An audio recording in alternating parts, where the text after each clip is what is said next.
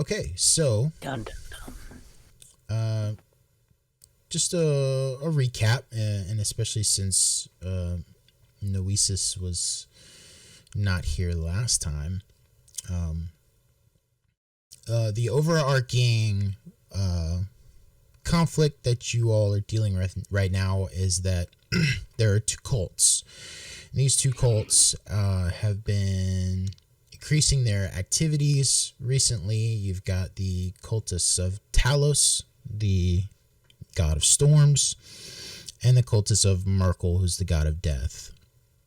You've seen zombies and wraiths at the Wayside Inn, and some of you had an encounter with a necromancer there. You've had Talos summoners attacking Leilon. You've seen rot trolls and an undead hydra in the swamp, the Mirror of Dead Men.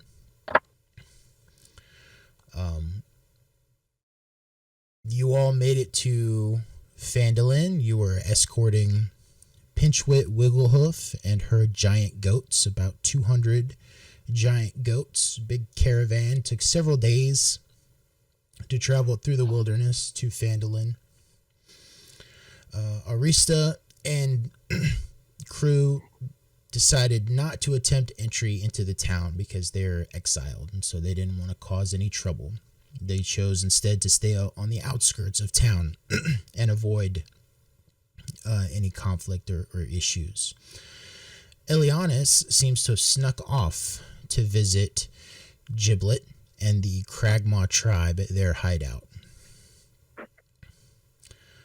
Ebony, Alara, and Noesis enter Phandalin. They began procuring supplies for the return trip.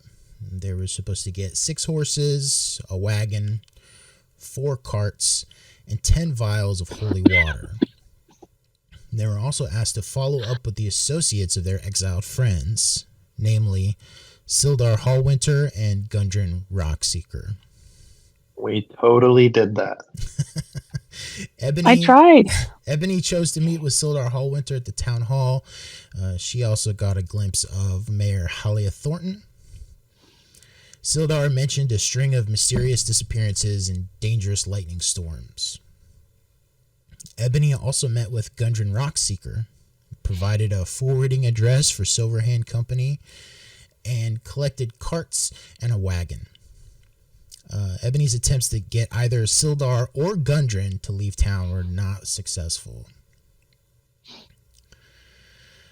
Alara talked to a young assistant at the general store named Thistle and learned that she had a crush on a new assistant at the Lion Shield Coster, the armory, Veline Firecrow. Thistle's feelings about Veline changed as soon as she started talking about the Storm Lord wiping out the non-believers. Ebony went to the Lion Shield Coster to see about horses and saw Veline and her kobold followers working there.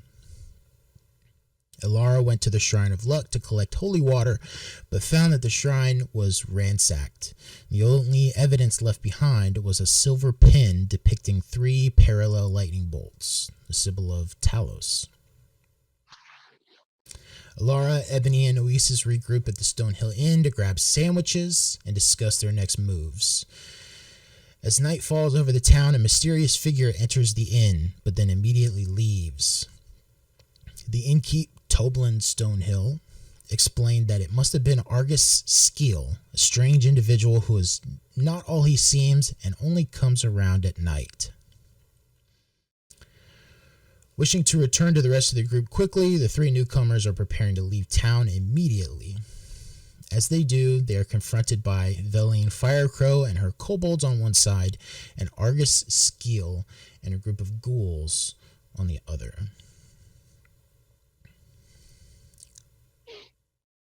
So we will transition to Phandalin here. You see an overhead view of the town, and then off to the right, you see the battle map for the current situation here. And so I will need, let's have Alara, Noesis, and Ebony roll initiative.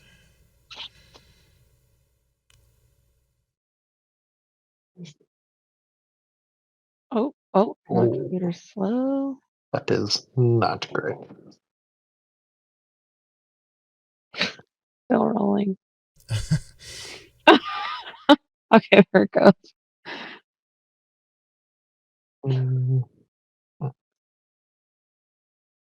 17.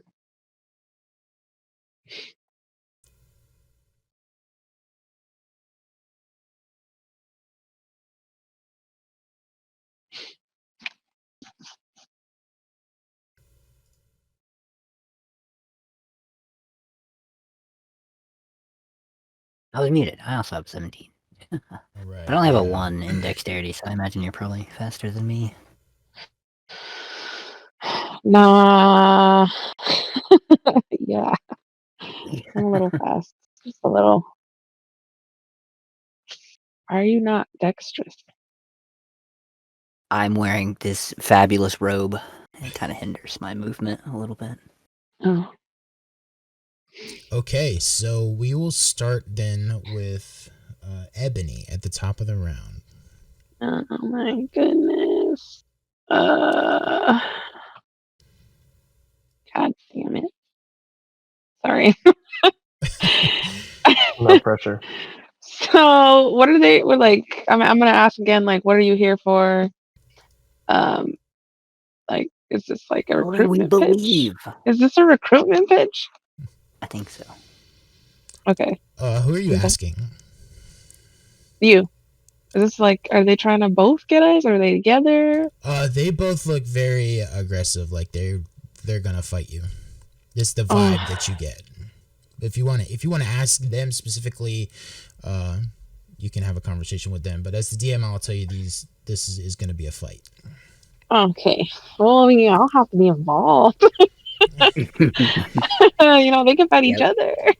That's a great plan. Let's just get out of the way. Yeah. If y'all want us, show us who is worthy. Let's get a little like pit fighting in. Come on, we can do that, right? Yeah, we'll take the winners. That's a great plan. Yeah, we'll take the winners. Veline, looking at both Veline and Argus, you notice that they did not expect to see the other here. And so they're surprised that the other faction has made an appearance here. You get the sense that there probably will be some fighting between the two groups, but they are both interested in taking you all out. Why take on two enemies when you can take on one at a time?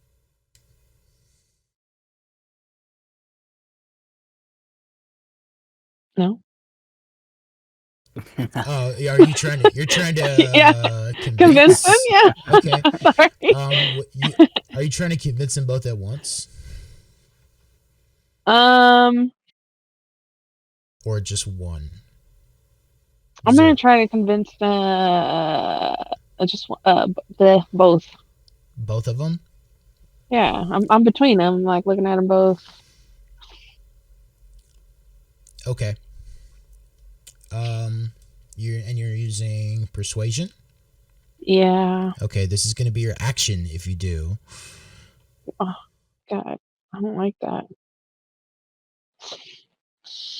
I'm not very persuasive. I'm just our gonna. very charismatic party member. Yeah, I know.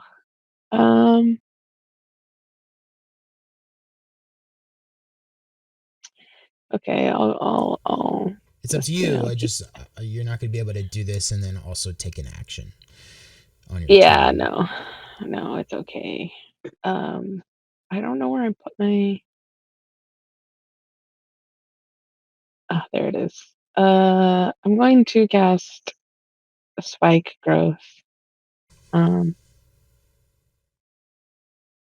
the ghouls. Oh no, my computer. Yeah, that's what I'll do. Okay. Spike growth, that's a circle? It's a circle, yeah. It's a 20-foot radius. and it like sprouts like hard spikes and thorns. Okay. The area becomes difficult terrain for the duration. When a creature moves into or within the area, it takes 2d4 piercing damage for every 5 feet it travels. And then over the ghouls, I'm assuming you're going to try to hit maybe as many ghouls as possible here. Yeah. Actually, I feel like yeah, that's going to that be works. your best option there to try to hit Mm-hmm. all of them. And Is then the transformation of the ground is camouflaged to look natural. So any creature that can't see the area at the time of the spell is cast must make a wisdom perception check. So I'm hoping they were all looking at me. Did you say 20-foot radius or diameter? It says 20 foot. I don't know if what's like how you would know radius or diameter on this. Oh. I think everything is in radius. It just says area, 20-foot area. That's a radius. Yeah, Yeah. it should be the radius, I think. So yeah, this Um. would Yeah. So that's happening. that's a That 20 is foot radius. huge. That's Yeah. going to. Oh, that's 20-foot radius. Yeah. What? Oh my goodness! You cheated me last time. I trusted you. Who got better at the spell? I don't know. And Yeah, then okay. I'm going to fire at Gulji an arrow. It's already starting. Okay. That doesn't sound good. I just said Gulji. What are you talking about? So you can fire an arrow after using an action to cast the spell. Oh no, yeah, that's a bonus action thing. Okay.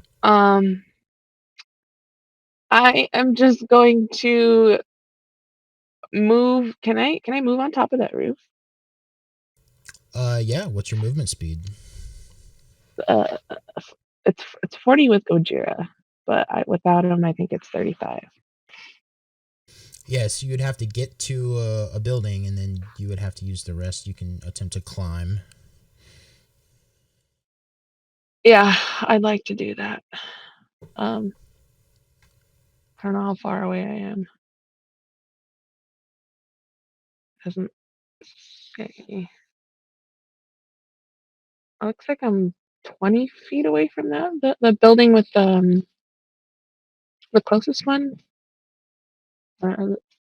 So if you wanted to get to here, Yeah, yeah, we'll say 20 feet, and then you would have to use the rest of your movement 15 feet. that's what I'm doing. I don't think you would get to the top of the roof. Okay, we're chilling there with then. 15. I think you would need 20 to get onto the roof. I'll chill there then, and then You're gonna stay where you are, or are you gonna move towards the building? move towards the building, Okay. and then I don't really know what Noesis does. I'm gonna have Gojira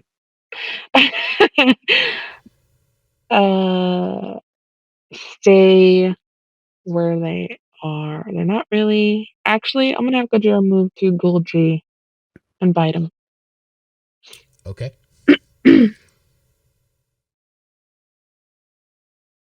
Goji versus Gulji. That could be like a song, I think. Gojira's bite. Oh, I need to do the hit first. That's right.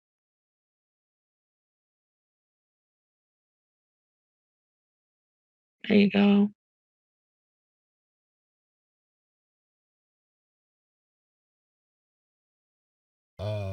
What was the 21? Mhm. Okay, and then that hits, and then 14 damage. Wait, that's Gojira's bite damage? Holy shit. Because, yeah. Right on. Good And for then him. it's plus 6, so it's 3 more, so it's 17. He's a plus Yeah. 6 total. Yeah, that's right. Bites off his leg and starts beating it with him. Lightning damage as well, so. Oh, never mind. I mean, that was a really good hit. This ghoul is... Gojira took a large chunk out of this ghoul. That's my boy. It doesn't taste Should that he great. really be eating that? I don't think so. He's not eating it, he's just biting it. It is called Gojira's Love Bite. I don't see love in there anywhere. Oh, good. Oh, that's the lightning love. That's my other attack. All right. Is that it for your turn and also Gojira? Yes. That's it for me and Gojira. Okay. Next up will be Noesis. I like to cast my signature spell, Vortex Warp, on Leilon here. Okay. And I want to try to teleport her into Argus skill. I don't think... Yeah, it doesn't... Oh, it has to be unoccupied. So I'll just put it like right in the middle of all the ghouls over there. Can I ping? Yeah. Oh, if I can ping. Oh, like Yep, right there. I can see it. Okay, so you But they have to fail a Constitution 15 okay, so saving throw. She's gonna make a roll then.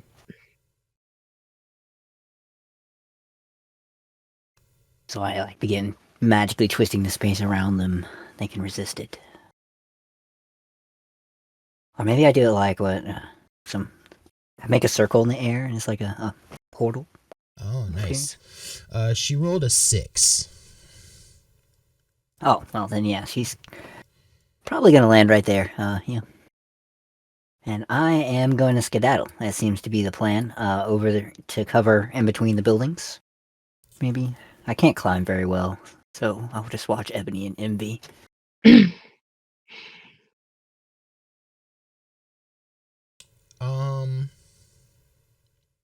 can move 30. So this is like a teleport effect. Yes. You magically twist space around. How high up would you say? Is it just fast enough for her to drop down? Like there's no height really on the spell. You just Yeah. move her. No, I don't think I can put them in the air. I wish. Okay, so I'm gonna have Okay, her within range. because Yeah, it she must be on a surface or in liquid. I can put them in water. That's interesting. Well, because she does enter the spike growth, she does move into it.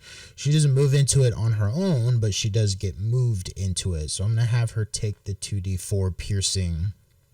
So, Ebony, go ahead and roll 2d4 for Veline's damage. That's right. 4. 4 damage. Actually, it'd probably be safer for me over by this bush, wouldn't it? I don't know. What do you guys think? Should I go over here or over here? I'm just a ranged attacker. Just trying to get some What's height. your movement speed? I have 30. You could maybe get. You don't be by Ebony. Yeah, that's true. Yeah, if you moved in... I think I'm gonna go hide in the bush. Okay.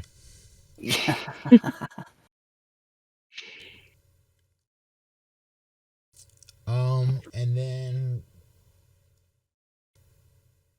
Are you able to hide with your bonus action? No, I don't have any bonus so hides you're or just in anything, the so bush. I'm just in the bush. Okay. Your head is sticking out of the bush. I'm gonna squint at him and give him a very confused look, like, what the fuck? Like, what are you doing? Okay. She says that out loud. Wait, can you see my hat still? Oh, dang it. That bush is wearing a hat. What did I join?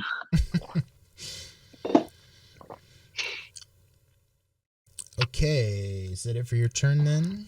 Oh, yes, I am done. Sorry. All right. next up we I have. will make a note that I need to tell the DM I'm done. No, I just want to double check before I move on. No, I don't No, want to you're cut good. anybody off. Next up we have the kobolds.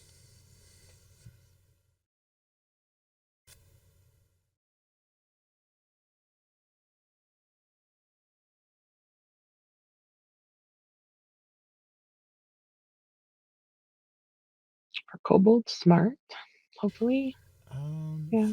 Yeah, They have some intelligence. They they're were not helping. they're not that smart, but I give them like toddler level intelligence generally. I don't know. These could be really smart kobolds. They have Yeah, helms. they were working in a store, so they're a little Oh, clever. yeah, but they probably had to be micromanaged quite often. hey, all 3 right. kobolds in a trench coat can accomplish a lot. That's what I said last week.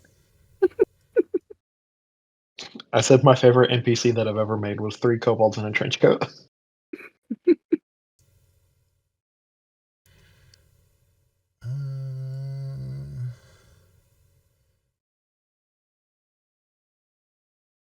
So we're gonna move 1 there. 15, 5, 10, 15, 20.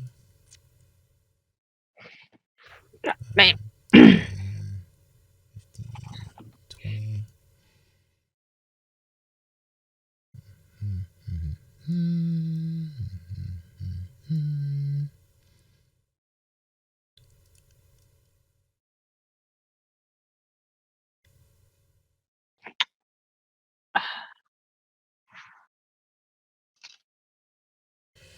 Okay. We're gonna have a couple of attack rolls come out here. And I'm actually, this will be much easier if I roll it here. Sorry, I'm still getting a little situated over here. I'll be ready in just a second.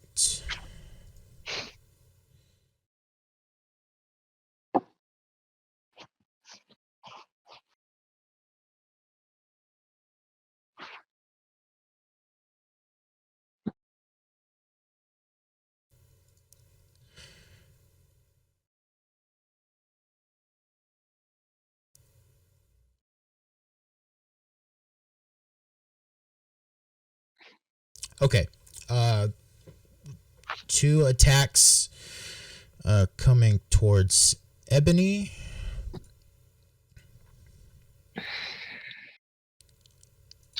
Yay. First one is a 15 to hit. Yes. That's a hit. So we have the first attack is going to be 7 piercing damage.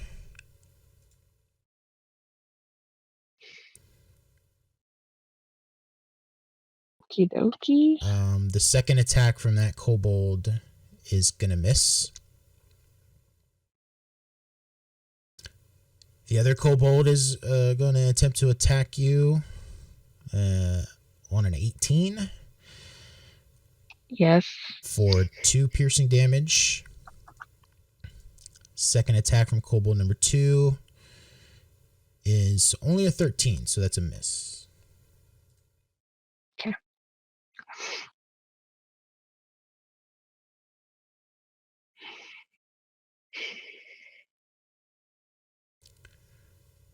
To Alara is going to be 1 kobold attacking. Or attempting to attack. That's a 20 to hit. And that does hit. So that will be 6 piercing damage.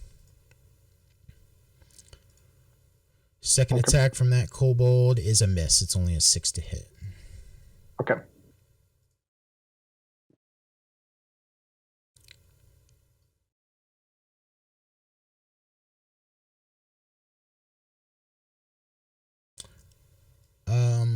Oasis, I'm going to give you half cover.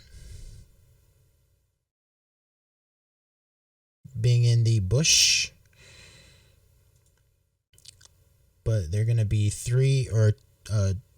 two spears flying in your direction. I was gonna say yay, and then you said something about spears flying in my direction. The first is a 19 to hit. Oh, yeah, that'll... Ouch.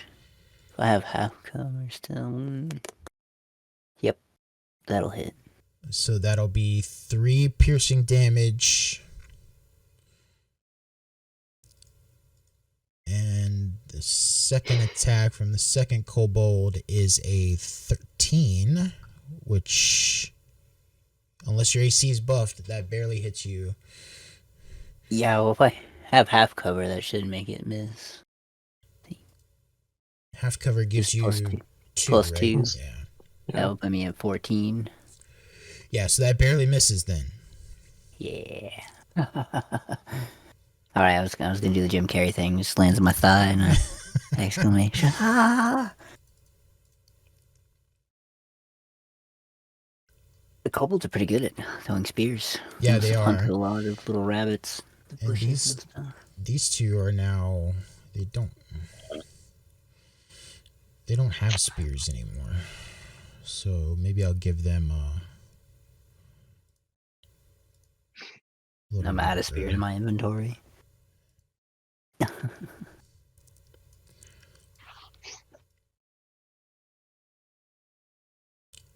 Okay, the ghouls then.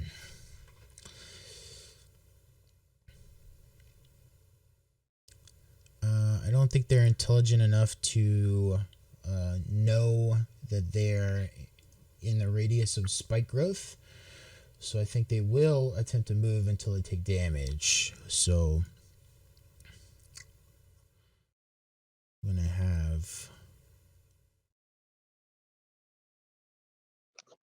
2,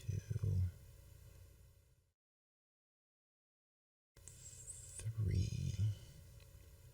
So just roll a 2d4 for 3 these. times? Yeah, for either that, or I was just gonna have you roll it once for these 3 ghouls. But So 6.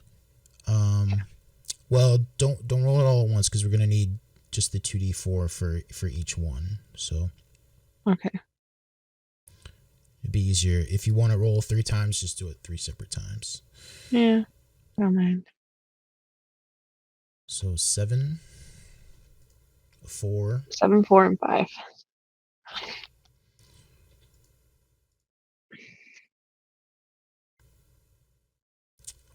Amazing.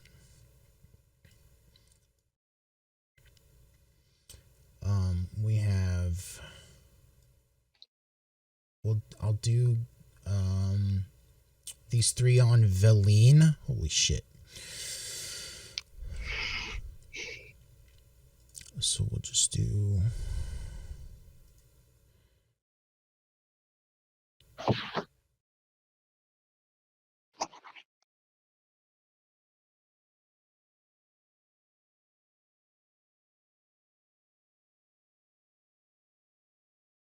$15, $20, $21. And her AC is 16. So 2 of those attacks will hit.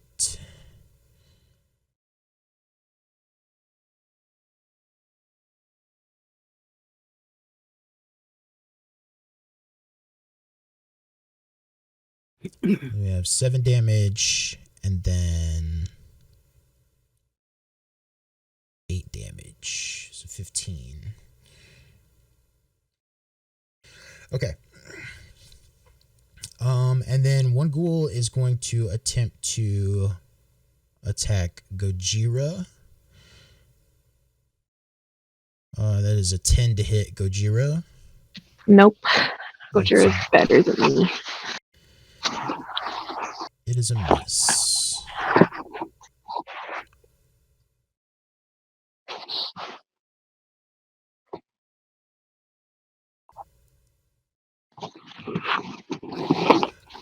Okay. after the ghouls, we have Leilon.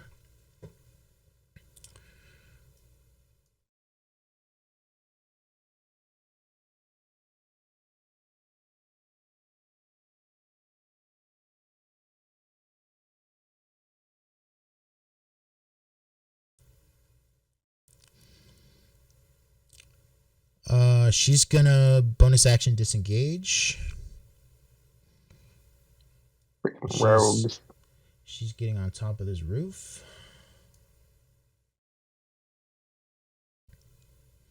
And then she's gonna make some short bow attacks. Do the zombie ghouls attack her on the way out? No, she disengaged. She Never mind. disengaged, I was yeah. listening. Who does she want to hit? Probably the person who teleported her. Yeah, so she's gonna try to hit What? Noesis in the bush. I'm not a person. I'm just a bush with a hat. No.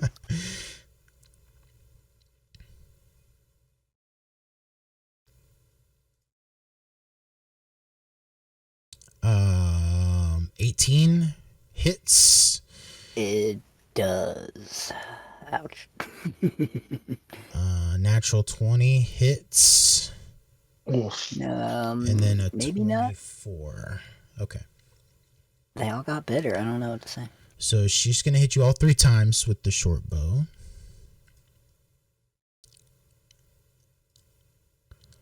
Okay. First hit, 8 damage. Plus 5 poison. Oh no.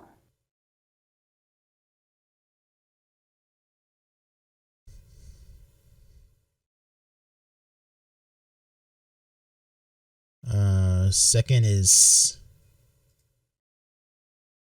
10 plus 6 poison.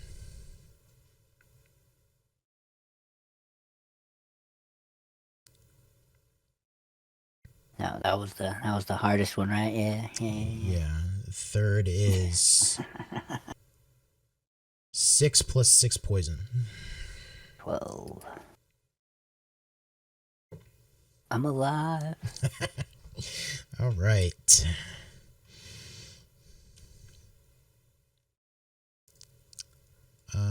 And then Argus here. This has changed my game plan.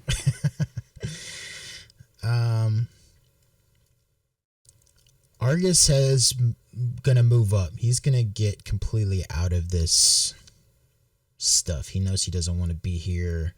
So it's 5, 10, 15, 20. So he's gonna take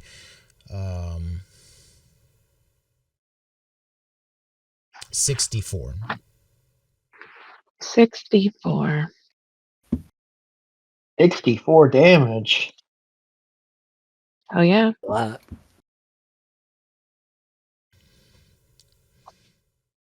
18. 18. Amazing. All right. And then he is going to attempt to grapple you, Alara. Well, that's rude. So go ahead and make an athletics or an acrobatics, your choice. You got to beat a 21. Oh. Nope, that's a 3. All right, so you're grappled.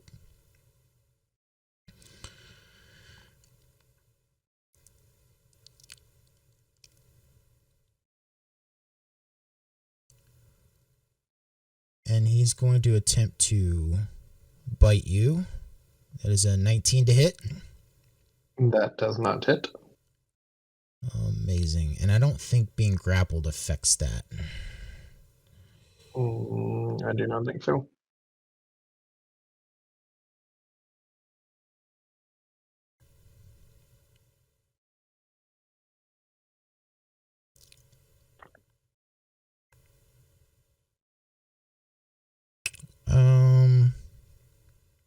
Yeah, no, just being grappled just affects your speed. So, okay. 19 just barely misses.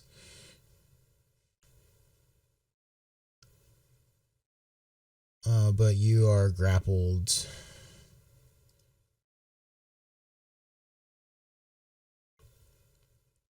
All right, and it is your turn. So you can attempt to escape the grapple. You can roll at athletics or acrobatics again. I am going to let him grapple me. Okay. I'm going to whistle to Fitchner. Leading up to this, I've been telling him to go find the others. Mm-hmm. So I'm going to whistle to Fitchner first. Actually, hold off on that. Before I do that, I am going to look at these kobolds, and in Draconic, which is the other language that I speak, I am going to say, "What are you doing? Help us fight these people who spit on what is Talos? Is that his name? Yeah. That's the guy. Yeah. Help us fight these people who spit on Talos's name." And then, very blatantly, I am going to use my Thunder Gauntlet, which are going to spew electricity all over this stupid vampire. Okay. And I'm gonna punch him twice. Amazing. I don't know if I have the ability to control how sparky they are, but I'm trying to make sure that they see that I am covering this guy in sparks. Yeah, a little bit of a flourish there to Yes. really sell it. Okay. That's a 26 on the first one. And then a 17 on the second one. Those are to hit. Yes. Okay, yeah, those both hit. Okay. It's 7 and 13 damage. Oh, what type of damage? Thunder damage. Okay. And now I'm going to have Fitchner. I'm going to whistle to Fitchner, and he is going to fly off. Okay. And Finchner flies off. So he has 60 fly speed, and he will be using his action and movement to fly 120 feet per round. So you can decide how quickly he will find the others. Okay. Awesome. Mhm. No. Go ahead. Yeah. Fitchner doesn't find the others. Nope. As you were. I had a thought, but I changed my mind. Okay. That is the end of my turn. Okay, and you said you weren't trying to break the grapple, right? Yes. Okay. Cool.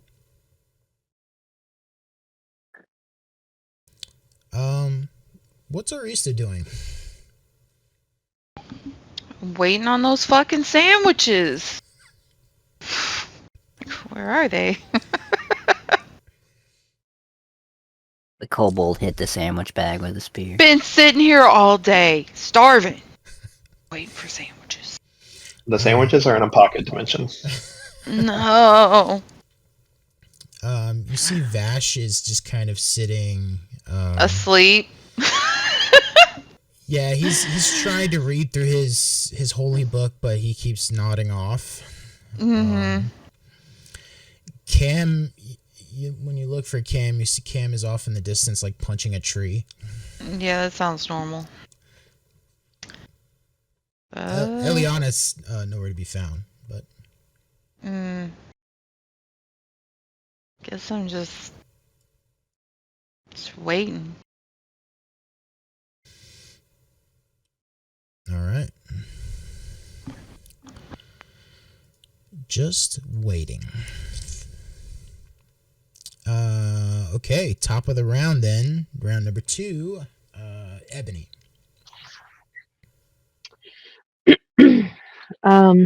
Go bold, G bold. I'm going to hit him with my baby tooth. Okay. It's a 9. A On 9 that. is a miss. Attempt to do it again. 27. 27 hits. 9. 9 damage. 9 damage to G-Bold.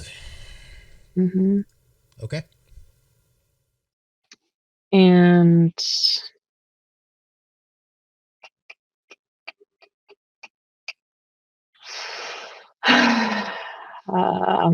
I don't really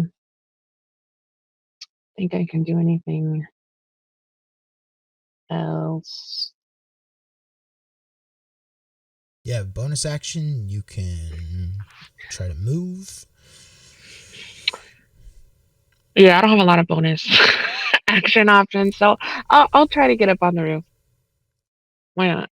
I know. Okay. If you are going to try to climb up the roof away from these 2 kobolds, they'll get opportunity attacks. Mm-hmm. So we can go ahead and roll for those.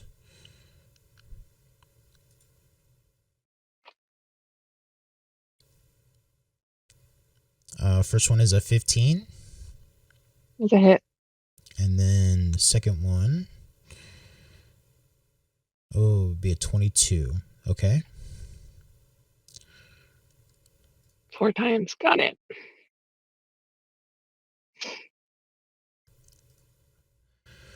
So from those 2 attacks, you're going to take 5 piercing damage total. Okay. But yeah, you're easily able to get up on the roof. Nice. Gojira now. I'm gonna try to position myself kind of behind that chimney. Okay. That way I can come in and out of cover. Okay, cool. Gojira is going to finish Golgi off with another bite. All right. There could only be one with 2 G's phonetically. 11. That's a miss. Damn, Gojira. That's it then. Okay. Noesis. I fall out of the bush dead. Like, I think I'm gonna move up. Fortunately, the kobolds go before the other person, so I want to move about 10 feet, like right there. Okay. And then I am going to pull out it's like a container of Cam's soup from a few weeks back. Oh, yeah. Uncork it. It smells rank, and I'm gonna cast Tasha's Caustic Brew, essentially, in a line that's 30 feet. Hopefully hit these 3.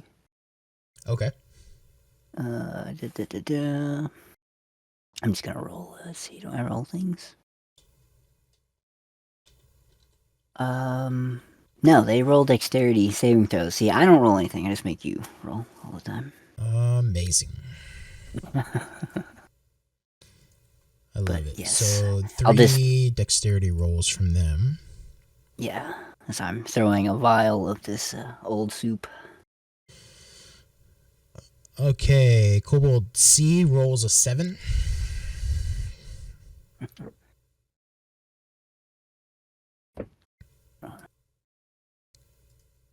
64 poison damage, essentially. Damn. If they...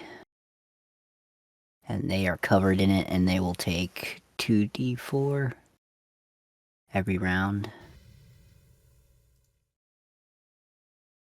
until they wash it off. Okay, so I tried to pull it up. They don't take damage initially. No, they do. They do? Okay. Oh yeah, it's still warm because I infuse it with a little magic, so it's like scalding. So they Mhm. take like 16 damage now, and then they are covered, and they will take 2d4 at the beginning of each of their turns Okay, so they'll each if they survive. individually take the 64. Yeah, I'll read it. A stream of acid emits from you in a line 30 feet long, 5 feet wide, in a direction you choose. Each creature in the line must succeed the dexterity save or be covered in acid. For the spell's duration, until the creature uses its action or scrapes it off of another creature, a creature covered in acid takes 2d4 at the start of each of its turns. Oh, interesting. Maybe it's just 64 at the start of each of its turns. It doesn't take anything yet. Okay. Okay. And then are you casting this at a higher spell level? Is this how I you get am. 64? Okay. It's a first level spell, and I'm casting it at third level. Okay, I understand now. So Kobold C is gonna get covered. Kobold B rolled an 11.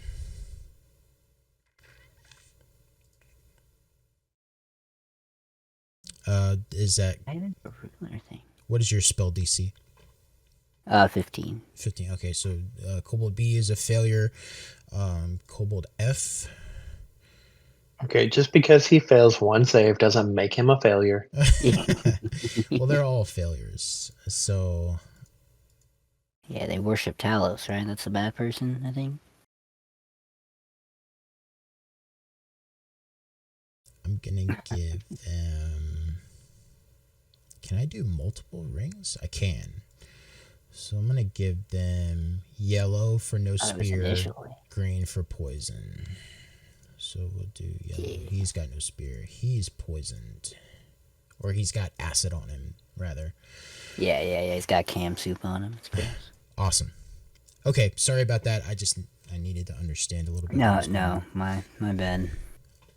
I wasn't clear. I tried to flavor it and made it weird. I'm going to just like move 20 feet over here Okay. and try to break line of sight on this lady who is shooting me.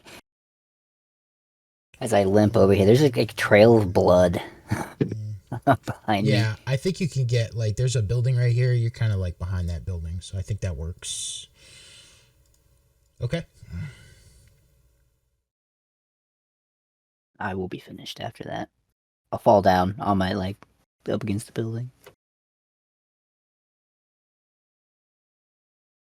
Cool. Whoa.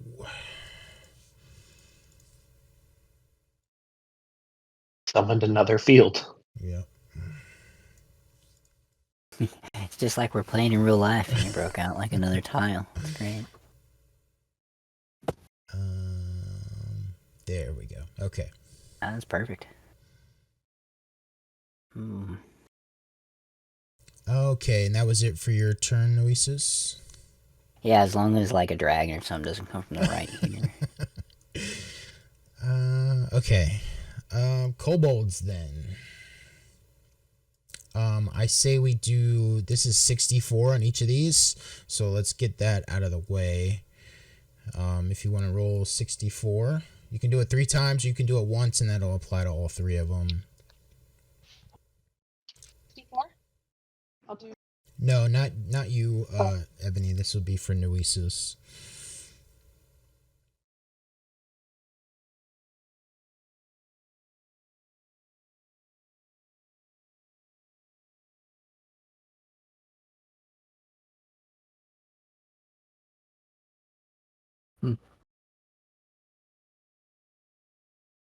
Noesis, did you Yeah, I'm back, sorry. Did you already roll your 64 damage, or do you need to do that? You can roll it if you like, but I did roll it already. It's 16 is what I rolled. 16? Okay, yeah, we can go with 16. So that'll be B, C, and F. 16. and then F.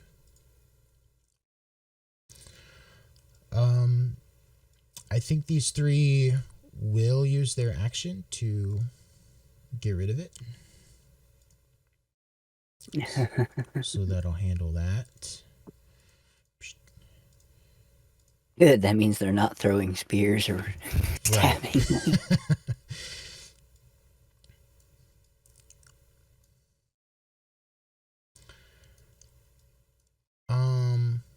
But they all three, I think, are gonna chase after you. Oh no.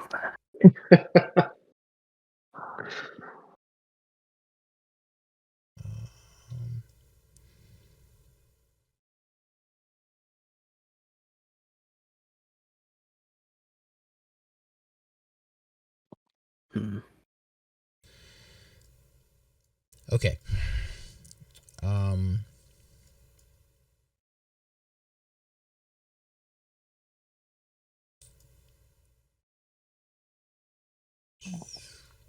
Yeah, did these four hear my inspirational speech? I think they did. I think they were convinced also. Great. Please stop punching me. All right. So this guy's I'm gonna do AC. something dumb. 15. Okay.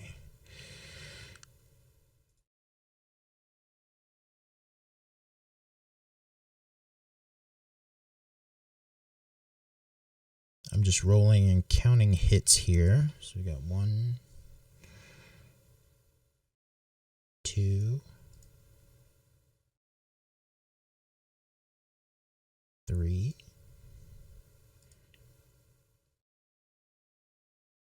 4,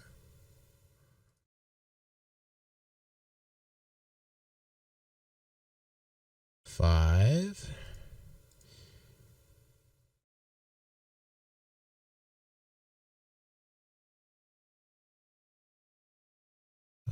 6. 6 hits. Okay, great.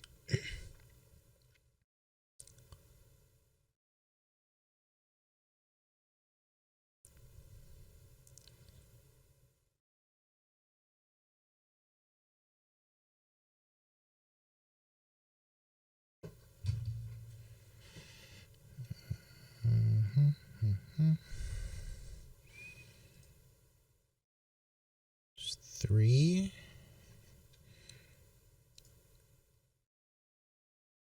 4.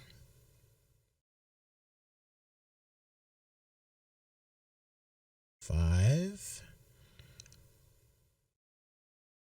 6. Jeez, these kobolds are going to do 31 damage Nice. to the vampire.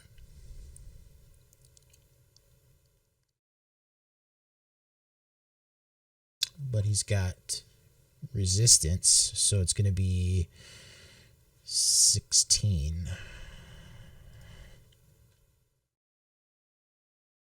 16 damage to Argus. Still better than damage to you. Mm-hmm. That's it for the kobolds.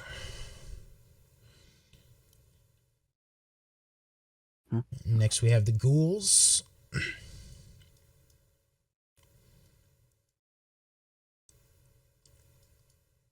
Who are going to see kobolds attacking their master, and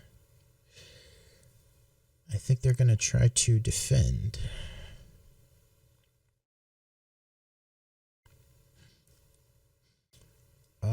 We're going to have, well, I don't think the ghouls can climb buildings. I'm going to say they can't. They're pretty dexterous, though, but they're just ghouls. So, yeah, I'm going to say they're not going to be able to do that. So now we have spike growth. This is 2d4 for 5 feet. So we're going to say roll a 2d4 for Ghoul D, Ebony? Goldie. 7. 7. right. That's pretty good. So we're going to say that 7 is going to apply per 5 feet for all of these guys, just to make it a little bit simpler. Okay. 7, 14, 21.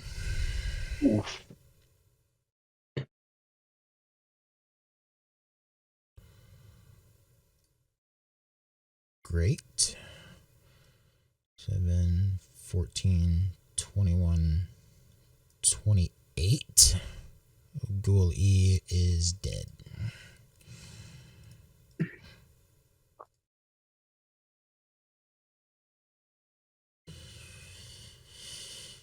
Seven, 14, 21, 28. Ghoul F is dead.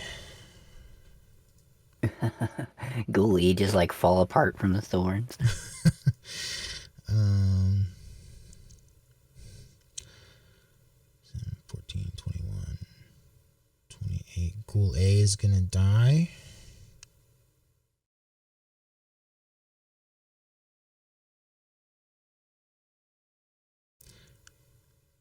Seven, 14, 21. Oh yeah, Ghoul C is also gonna die.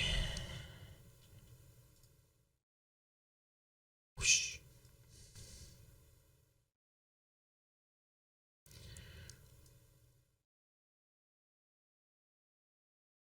All right, then we have two ghouls attempting to attack a kobold.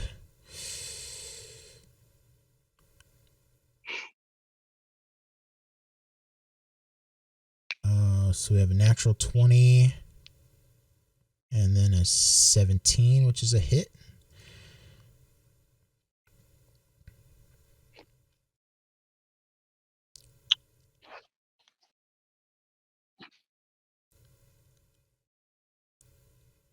Oh.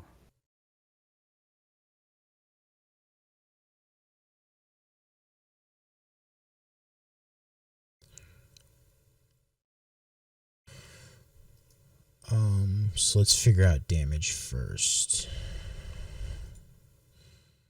Be 16 plus 8, 24. 24 damage to Kobold A. Cobalda. Kobalda.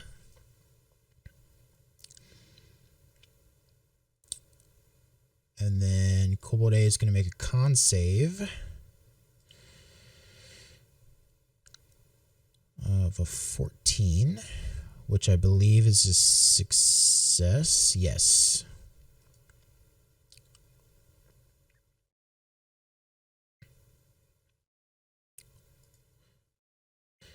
And then he's going to make another one for the second attack, and that's also a success. Okay.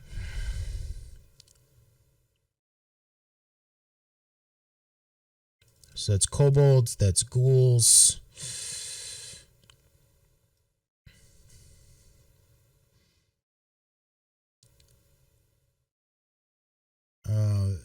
Leilon.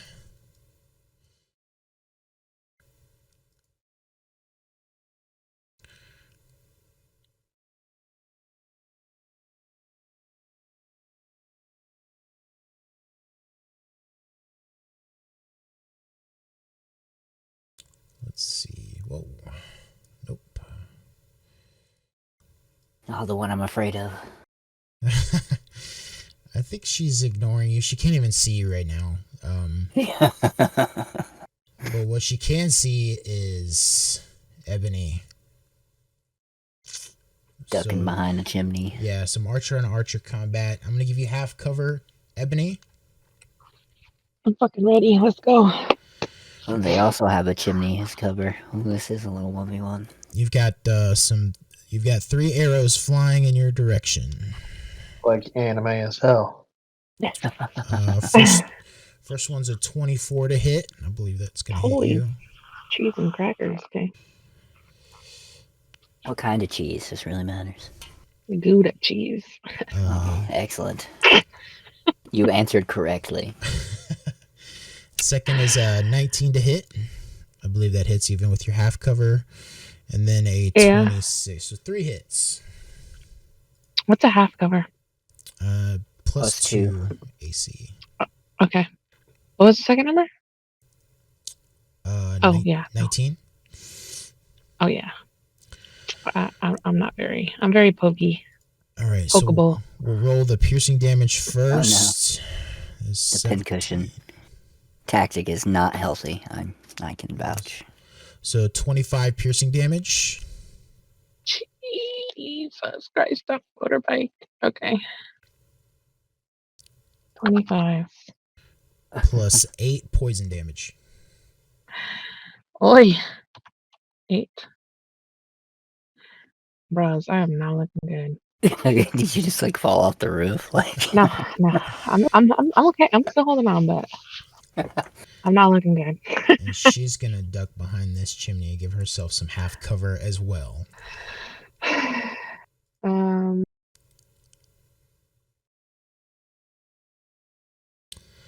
Then we have Argus, he's in a bad way right here.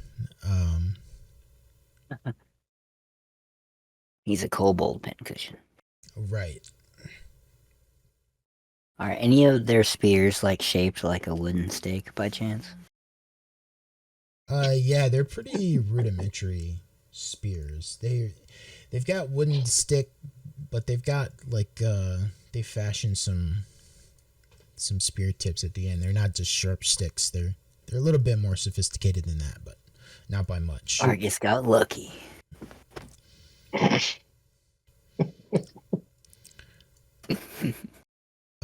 Argus is gonna slash at a kobold. He's like, get the fuck away from me. He's gonna miss, but then he's gonna attempt to pull Alara away from the combat. How much does Alara weigh? I think what I've said is like 65 kilos. So, like 150-ish. That's armor and everything, 150. 143. Oh, no, not including armor. I'm wearing heavy armor. So, probably, I don't know, probably like more like 180, 200 with armor. Okay, let's say 200. Argus is not going to be able to drag you very far.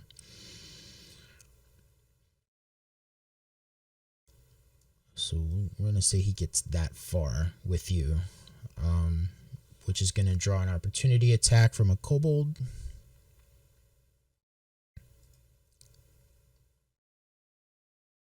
Go Cabalda. They're going to miss. But yeah, he's got you grappled. He's trying to drag you away, but he's also going to try to bite you. Cool. Bring it.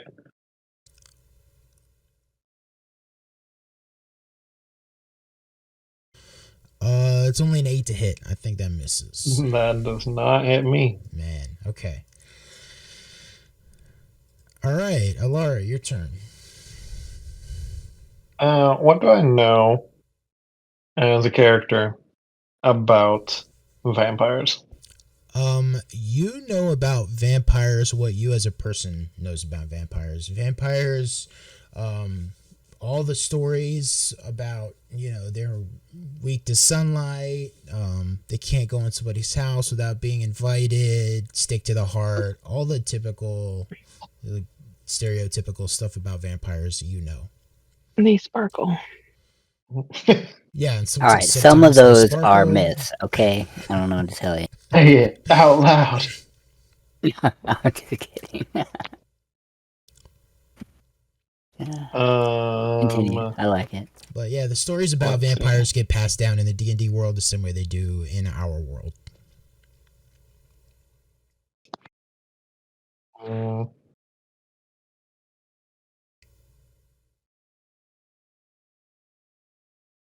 I am going to. I'm just gonna sit here and I'm just gonna, as he's trying to pull me away, I'm just gonna keep pummeling him with my thunder gauntlets. So we're gonna take two Okay. more hits because I am totally fine with this. Yeah, you're doing great. That's a 19 Ooh. and a natural 20. Oh my god. Okay, yeah.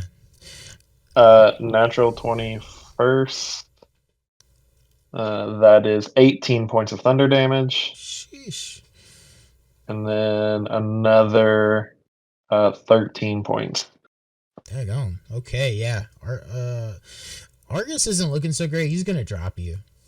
He's gonna let you go. Oh no. um. I'm not gonna do So my interview now. then I will. Um.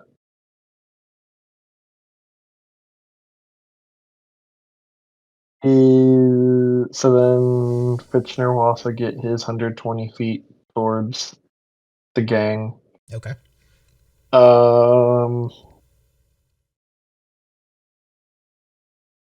I am going to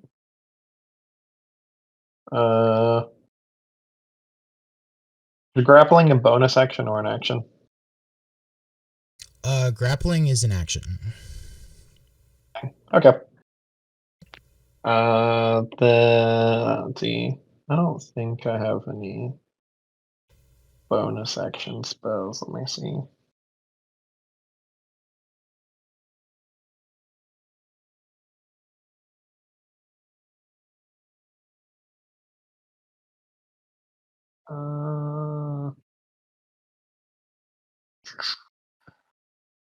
Bonus action.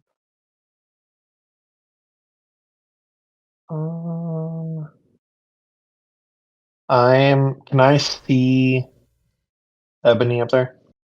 Yeah. I'm gonna toss her a healing word as a bonus action. I'm gonna cast it at 2nd level. So you get 10 points of healing. That's max healing.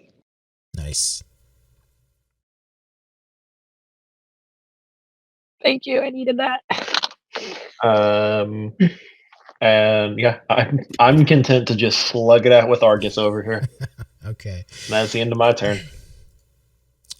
Okay, Arista. You see Finchner appear. Oh. What is it, Finchner? Right. What? What am I- I mean, because Finchner can't talk to me, so. So Like, from what my conversation with Fitchner was, he's going to like grab your hair and like try to pull you in the direction whoa. of us. So mechanical birds get slapped grabbing my hair. Also, you did wanna you slap record Fitchner, a crow, you can Fitchner. or does it make the noises? No, that was just me. That was just So you recorded yourself and put it on. he does have Fitchner does have a little stone that can make the Adidas sound, but Oh, besides no. that, no. I mean, I guess Arista's gonna swat. You would not see Swat at Fitchner. You would not see Fitchner like You should make the Adidas sound. Maybe that'll do it. he appears. You've never seen him this stressed. He's visibly stressed. I guess Arista's gonna swat him away. Be like, okay, all right. I guess I'll follow you. So, guess I'm gonna start. I mean, I'm gonna leave Cam and Vash to whatever they're doing. Okay, I mean, they see this happening as well, and so I'm sure they're following, but they're not here, so we're not Guess. focused on what they're doing. Yeah. So, I guess gonna make haste toward the town. Okay. I guess, or if that's the direction Fitchner is taking us.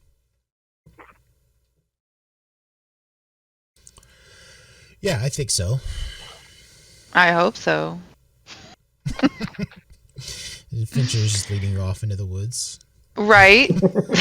There's like some special oil Can on you sale. can you not, Fitchner? There's someone stuck in the well? Right? It's crazy. Okay. I've got 30 movement. I guess I don't know if I have like I guess can be I know when you're gonna appear in combat here. So okay. I will let Okay. Fantastic. On my way. you know. Okay, you're AFK some more. You're sorry, but you are on your way. No, en route. That's fine. I'm snacking. It's cool. You can, if you want, go ahead and roll initiative. Oh. I don't know if I really want to be a part of this. It sounds not like my jam. But I will. I rolled a 13. Okay, 13. Oh. Awesome. Okay, top of the round, Ebony. Yay.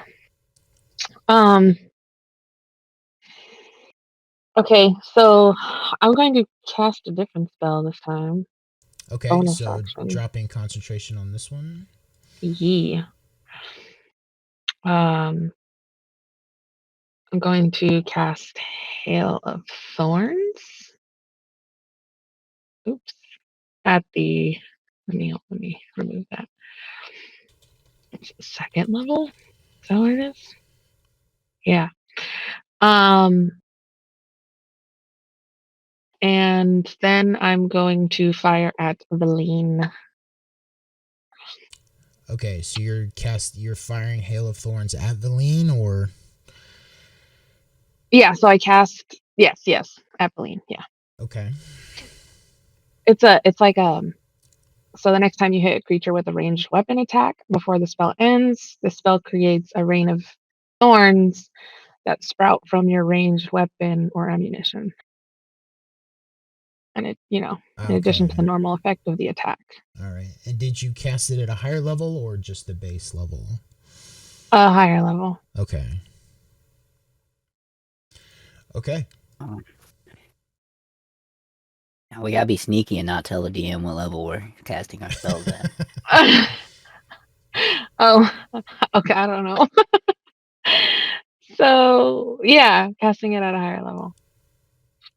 I don't know. Okay, how am I gonna do this? So I fire normally. Yep. And this would only apply if you hit, right? If you don't hit, I think you still have that effect on you, but 18. I think an 18 is gonna hit. Yeah, 18 just barely hits, even with her half cover. Cheese and crackers. I'm obsessed with cheese this morning. I have cheese now. So she's gonna make a dex saving throw. Yeah, she still gets this 9 damage, so from the normal attack. Okay, she rolled a 14. A 14. What's your spell save? My spell save. Oh,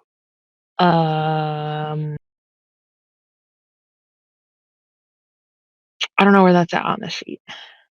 It should be somewhere close to your AC and your initiative, I believe, or unless you pick like the spellcasting tab, I think it might be in there also.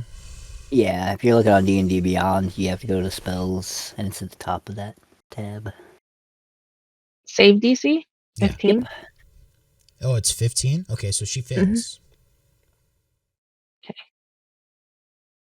So she gets the Hail of Thorns, yo. So we got 9 damage initially, and then Hail of Thorns. So 1d10 damage increases. for each level of spell that you're using. 2d10s then. Hell yeah. All right. Bitch. Yeah, I'm gonna take it. All right, that was a little unnecessary, but I disagree. I mean, I'm pulling the 3 arrows out of my, person at the moment. I like spikes and thorns, apparently. so it was a roll of 13. Leilon has natural evasion, so she's going to take half damage from this. So God it will dang, be 7. She'll take 7 damage. So 9 and 7. Yep. No? Yes? Yeah, Okay. 9 and 7.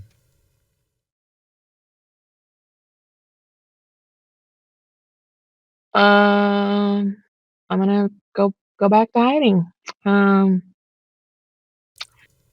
It's actually going to be 5 and 7, so she's going to get 4 back. Yep. Okay. Because she can see you, she has uncanny dodge, so she'll use that as her reaction. But yeah, you still hit her. Nice. And then back behind the chimney. Okay. And for Gojira. I guess it's gonna keep trying to hit Golgi. Golgi. Golgi. I was about to say, he is Goji. Gojira, I'm so sorry I've insulted you. Oh my fucking sorry. This is why this ghoul had to go Damn. first. It makes sense. Alright. Gojira's not doing so great. No, he's not, on these apparently. attacks. Don't listen to him, Gojira. You're doing great. He did great. He started out amazing. I guess he doesn't like the taste of ghoul. Yeah, makes sense. He's reluctant to bite him again.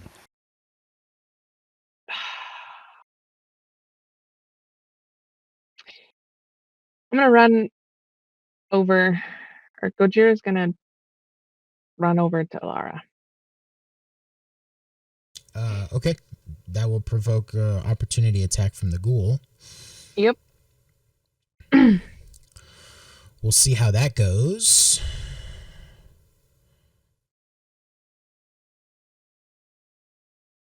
I wonder if they spread a zombie disease, then you get zombie Gojira. Is Gojira immune to being paralyzed at all? That's a good question. I don't Let's just think say so. yes. Dang. I don't think so. Doesn't say yes or no. All right. That's a 14 to hit Gojira. No. No. Okay. Awesome. That's why I'm okay with him running away. He's tough. He's a tough one.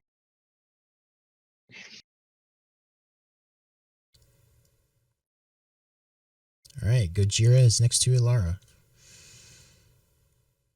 Yeah, put him here, I guess. Okay. Yeah. Gojira to the rescue. That's, yeah, I guess I already bit, so that's it. Okay. Noesis is up next. I think I'm out of soup from Cam, so.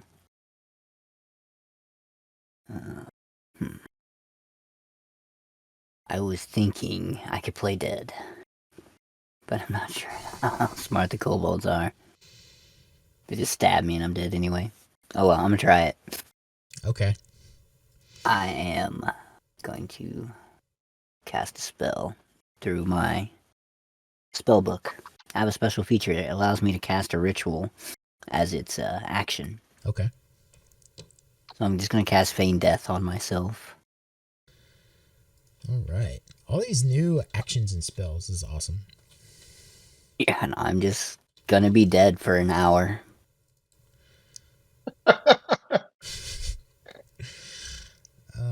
You're gonna gain Arista and lose Noesis, essentially. I have 2 HP. They were gonna murder me anyway.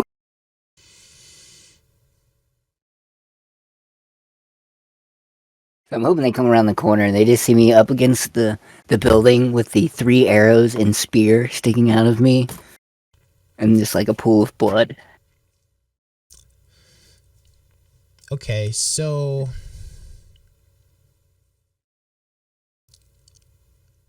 what's your spell save DC again? We're gonna figure out if they, 15. if they see this. Oh, Jesus, they rolled a 16, so they do. Medicine check, make They sure I'm do dead. see it. They see me do the thing. Oh no. Well, they see you drop to the ground, but they're able to tell that you're faking. That was barely. Well, perfect. They can just come over and stab me, and I will no longer be faking. All right, they well, they don't have spears. These two don't. I'm gonna scratch your eyeballs out. Well, it's not their turn anyway, so fuck that. It's not their turn. I'm gonna be dead anyhow. Like, Okay, yeah, it's Wait still to your see turn here. if there's anything you want to do, knowing that they. oh no, I am incapacitated and blinded. Okay. I am done. Sorry, I tried. Goodbye. It's like in World of Warcraft when a hunter feigns death. I'm like, yeah, I'm dead. Cough. Playing possum. Okay, at this point, Arista joins the combat.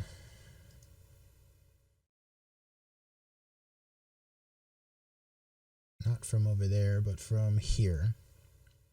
Arista appears, and Finchner appears. What the fuck? I'm in the town? Oh, jeez. This is like a whole new set of problems besides what's already going on. I think we should never enter this town again and just let it burn. I don't know what I'm doing in this town. I don't know. I honestly can't say that Arista would follow Fitchner into the town. Okay. So you get to the outskirts of town and do what? Just, I don't know. Am I close enough to hear anything or see anything that's going on? Like, they're almost out of town, weren't they? Yeah, this is kind of happening on the edge of town, and so you hear a scuffle. It's nighttime. It's typically quiet in Phandalin at night, but you hear scuffling in a back alley, and Finchner is leading you in the direction of combat. Are there any, like, town guards I can see from anywhere? Like, the town guards? I know they got, the ones that were over here got taken out, but aren't there any other patrols in the area? Not from what you can see. It's ridiculous. I guess since I don't see any patrols, I will go in. Even though I shouldn't go in at all. Just send your buddies. Yeah, I don't have any buddies right now. I've got Adidas and Sappy. That's my only buddies. Can't Oh, send you have Sappy? more than Adidas and Sappy? I mean, yes. Oh, you haven't experienced the wild the corgi full pack. menagerie yet.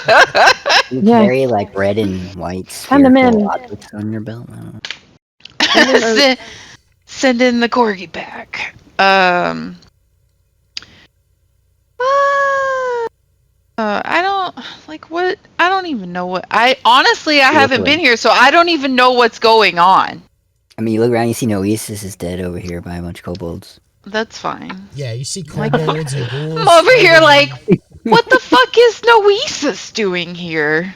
You see Ebony's on a rooftop, like trading arrows back and forth with I'm another, with a red-haired elf on another rooftop across the lot here. Laura With his spear jutting. Oh, wait, never is engaged in hand-to-hand combat with what looks to be a vampire. Kind of hot. What in the actual fuck?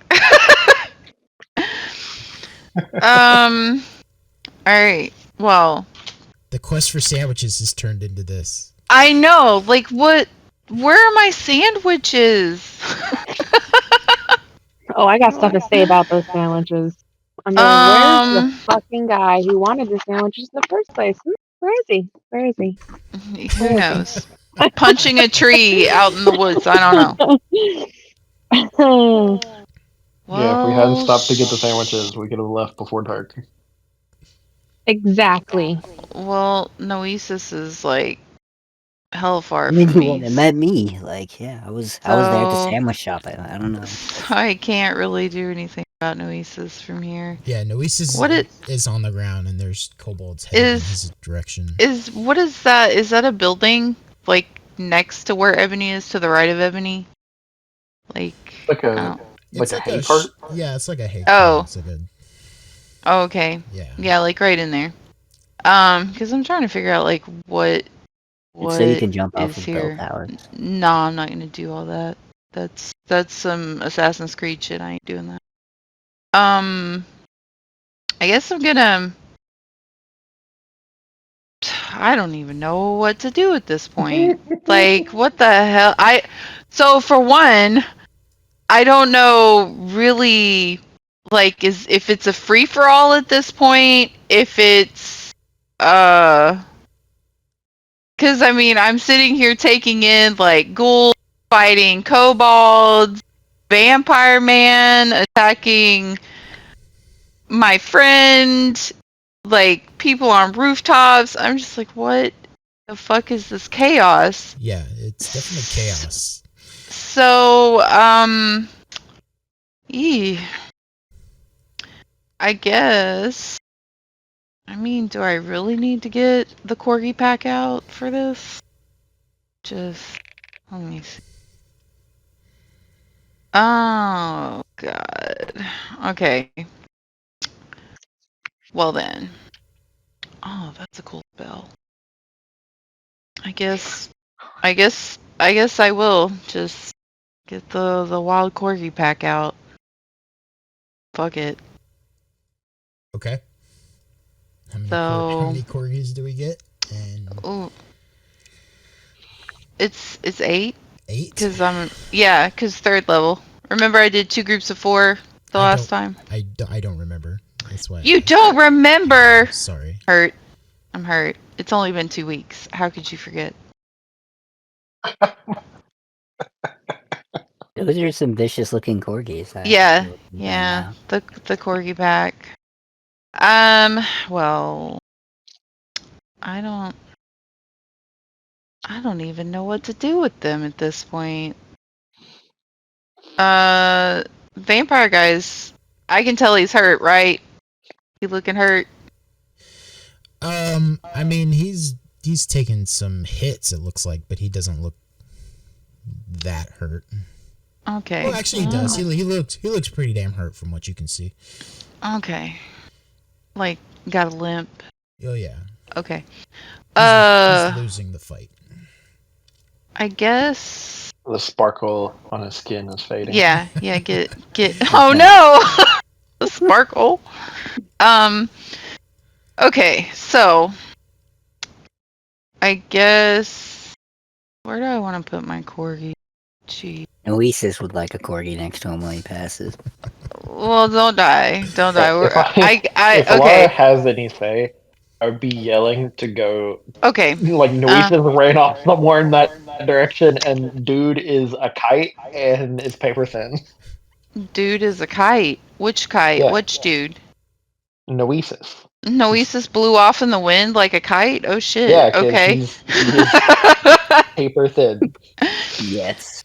Okay. All right. Well, I guess I am gonna move like I don't even know.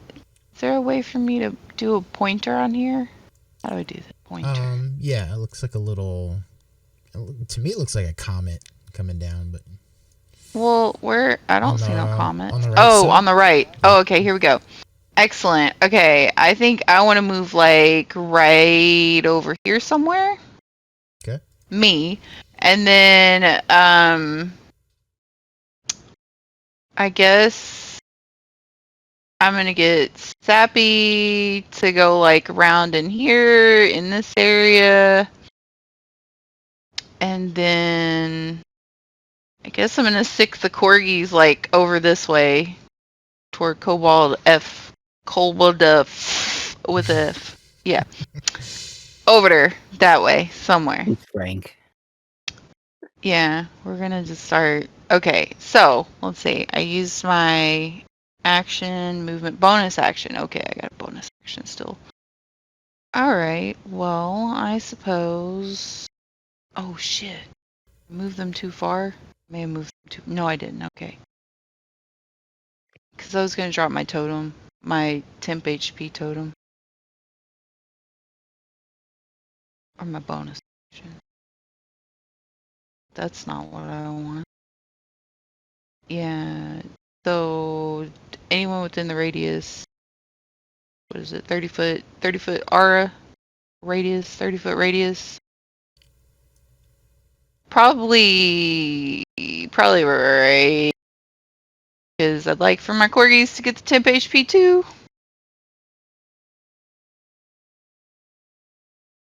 Somewhere in there. 30-foot radius. So then everyone within that, every friendly person in that radius gets 12 temp HP. Oh. You're not in the radius, Noesis. I apologize. We're That's gonna okay, work I on was that. confused. We're working on that. Okay. We're working on that. Ah, yes. Thank you, I appreciate it. I am. I'm coming to rescue you, I guess, while all this other inner fighting is going on. You're gonna get. I am playing possum like Juliet did in Romeo and Juliet. Oh, You are oh, going wow. to Oh, wow. wake up to have 8 corgis licking your face. That sounds awful. And I can tell you about the experience if you want. Sounds terrible. Sounds absolutely awful. Okay. Probably So after the first time. honestly, I didn't anticipate corgis, so I haven't rolled anything for anything. So I gotta get my little app open. The right one? Okay. So let's go in order. That was it for your turn, right? And you're happy with Yes. this placement of the totem? Yeah, that's yeah, if it hits all my corgis. Ebony can come off that building. Come on now. I'm pretty hurt. Well, it hits both. This gets all the corgis and Ebony. Okay. Okay, so you have 12 temp HP now. So Unless you're moving the corgis. You want the corgis, I'm assuming, to surround Kobold F? yeah, we're gonna fuck that thing up. Okay, let's see. I guess yeah. I can use my own roll for Sappy because Sappy is also +6 to hit, so I'm just gonna use my produce flame to roll for Sappy if that's cool because I'm lazy. Yeah, go for it. Dang. So they're all getting the HP. I'm out of the circle. Four. Okay, we're Would good. a 14 hit? A 14 does not hit a kobold. Okay, then Sappy just flailing leaves everywhere. Kobold AC is 15. So Sappy's just flailing leaves everywhere. Limbs and leaves just flying around, just brushing it with leaves. That's sad. Still in their teenage root stage. Okay, yeah. Let's see. Let me see. What I gotta roll with advantage. I'm not prepared for this. Do you want me just to? Do you want to just skip over? No, I didn't. Look, I didn't anticipate getting corgis out. I was just like, yeah, I'm just gonna show up and everything should be done by the time I get there. Shit. But it's not. So why don't you just move to the next person? I know the AC's 15, right? Yeah. AC's So 15. after whoever goes, I'll just give you the rolls and damage on the corgis. Because I'll go ahead and roll now and see. Well, the kobolds go next, so I kind of need to know. Oh, okay. Well, let me do this. Okay, hold on. Let me get my little character sheet because they roll with advantage for pack tactics. And I need to look at Pack tactics. yeah, pack tactics. So let's see. +4. So what is there? 8 of them. 8 d20 advantage. So let's see. So it's one hit, 2 hit. Whoa, one rolled a 20. That's. I don't care about that. I ain't gonna roll any crit shit. That's too complicated. But so let's see. I had a 18, a 9, a 14. This is all added +4 to hit. So that 9 would have been not enough. So 1 miss, and then 2 misses. So I think 3 of them miss, so 5 of them would hit. Okay. And then their damage, so 5, so it'd be 10d4 plus 10. 4 plus 10. So it'd be 33 damage. All right. That's enough to kill that one. Yay. Okay. That's it. Kobold just being torn apart by corgis. Savagely, they're getting all bloody mauled. Yeah, pulled in 8 different directions. That's vicious.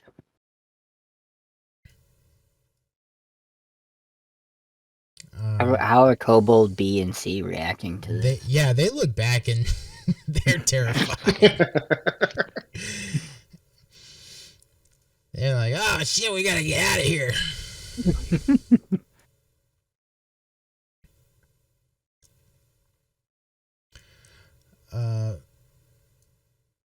So B and C are gonna move up and just easily grapple you. There's no way that you can resist. So they grab you. And oh, for sure. I don't even know what's happening. Yeah, they're gonna try to pull you away from everything. They're taking a hostage essentially. I'm gonna be Kobold dinner. No. And I think that's probably as far as they're going to be able to move with you. They don't have any weapons or spears. They're just dragging you away as a hostage. So that's them. I weigh a whopping 147 with all of my stuff.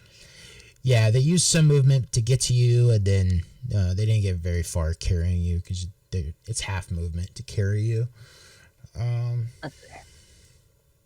I'm dead weight. Yeah.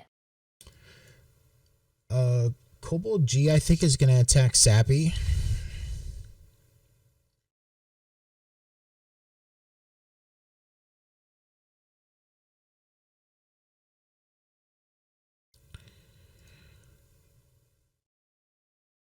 Ooh, like my role in this party is just to die now.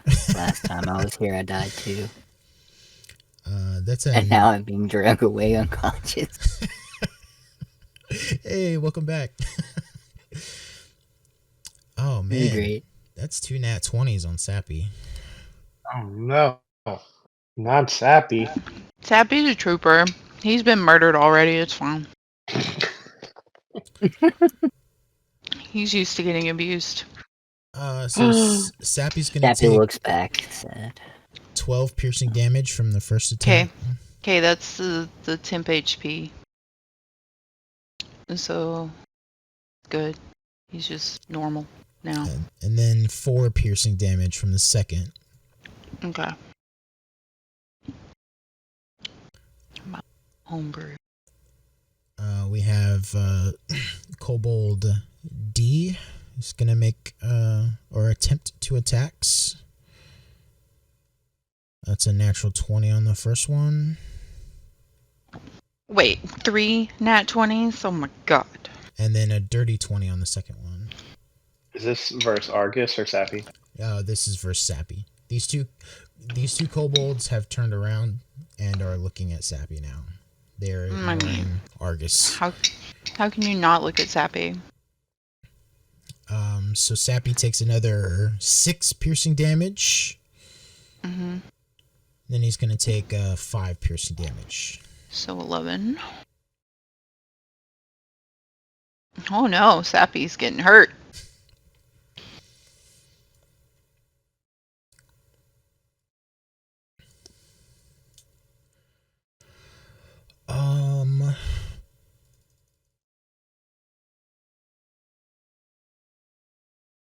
And then we have 2 kobolds down here.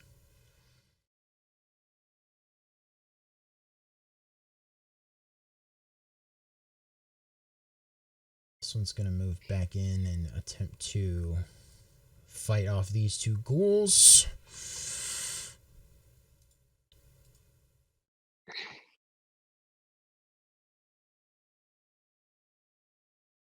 So we have a 1 hit, 2 hit, 3 hit, 4 hit. Okay. Don't mind me, I'm just rolling damage against my own characters here.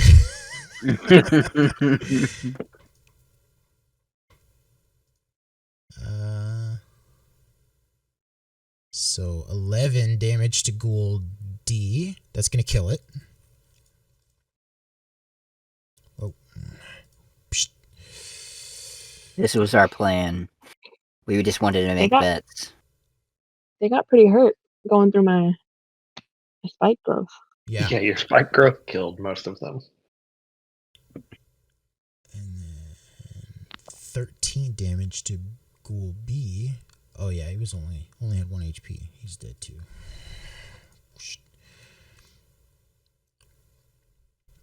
Okay, it's it for Kobold.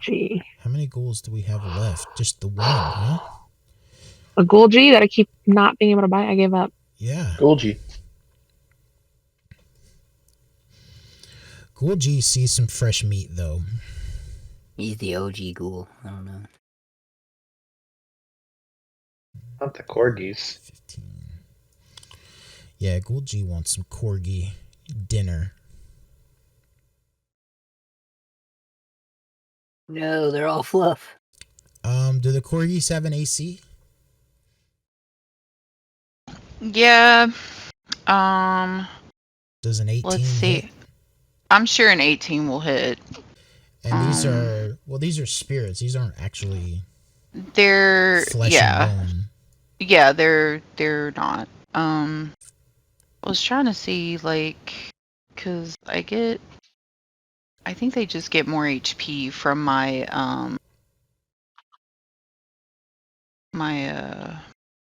little master caster crap. Mighty summoner. Yeah, they appear with more HP. Okay. 2 extra HP per hit die. So their AC doesn't change. Okay. They just have more HP. I think an 18 hits then, and then 6 damage.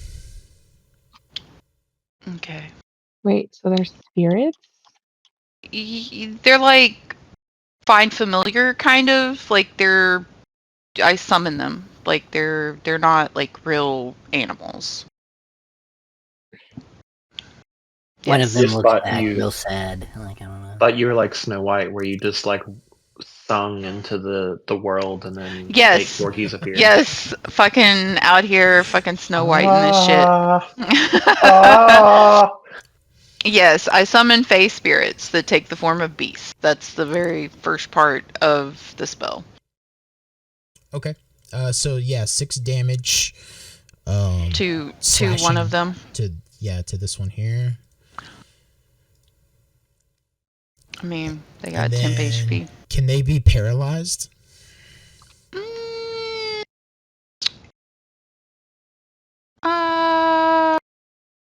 Let me see. Let me look at the conjure animal spell and make sure there's nothing in here. I don't know if you can paralyze anything that's not physical, right?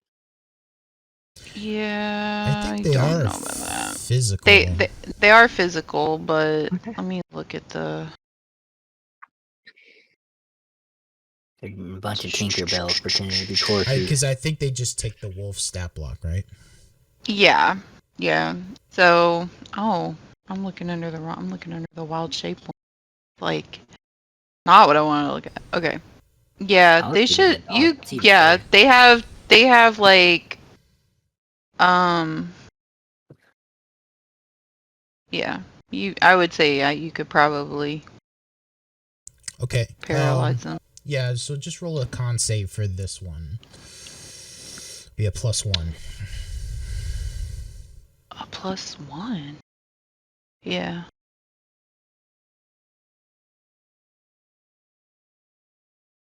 I'm just gonna roll a d20 thing. Up. So I rolled, it'd be a 12. I rolled an 11. Okay, that was enough. This corgi is not paralyzed. Thank goodness, my poor corgis. How much damage did you say it took? That was 6 damage. Pop out my notepad so I can keep track of it. Or I can do this maybe.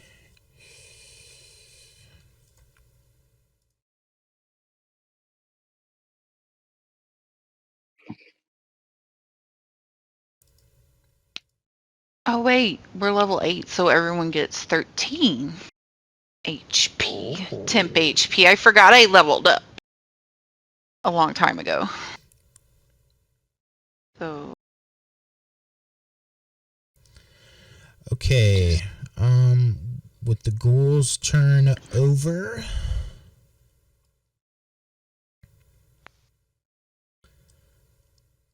Veline immediately sees Arista and her corgi show up and sees a threat here. So Veline is going to fire 3 arrows at you, Arista. She hits hard. yeah, I'm sure she does.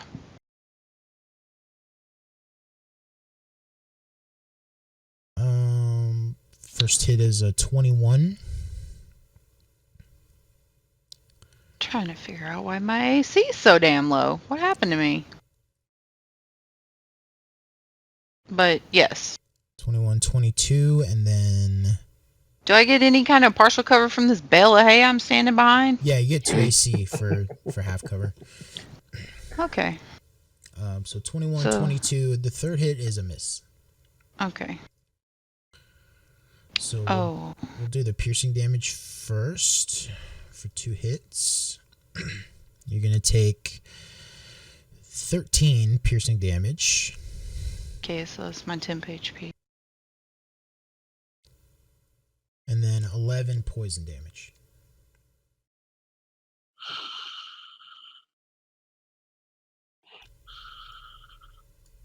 Okay. So see, I have to make a constitution saving throw, yes? For my corgis. I'm concentrating on my corgis. So I'm assuming I'd have to do this. Yeah. I don't know, like... You'd make 2 con saves. So my first one's a 23. Okay. Oh my god. My second one's an 11. I forget how the con saves work with the spells and stuff. So do I. The damage... It's much something to do with the damage did you damage. 11. You took So, 11 damage? Yes. Well, So the DC is 10. 12. Well, let's Does it? do. So you. Well, I It's took. Is it? either Well, so the it's per first hit I rolled a 23. The second hit I Oh. rolled an 11, and I took 11 damage. So it is So I either saved. half the damage or 10, whichever one is higher. So 10 would be the DC. The second hit you took 14 damage total. You succeeded be- on the first hit. The first hit. The second hit was 14. So it's still the DC would be 7 or 10. So then 10 is the higher one. So 10 is the DC. Well, I rolled an 11. So, So- yeah. So you keep your I'm corgis. okay. My corgis. Amazing. Was worried.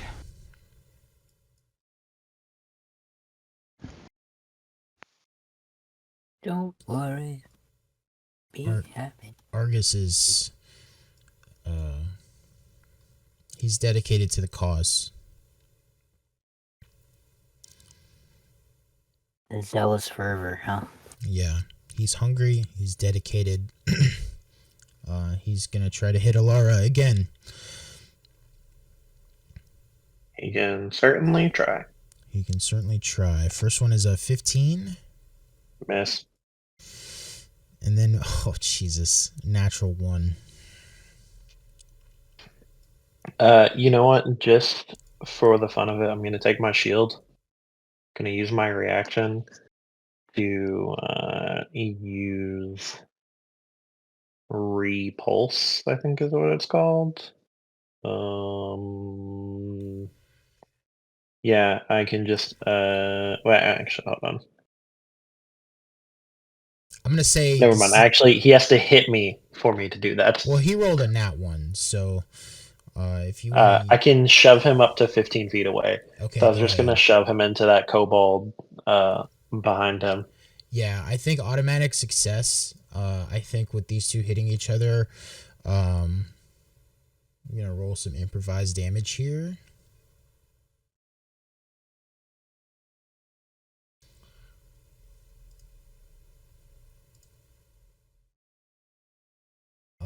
They're both gonna take 6 damage, which will kill Argus.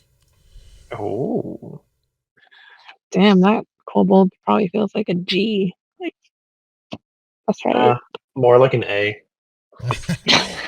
And then Kobold Alpha. A is gonna take 6 damage.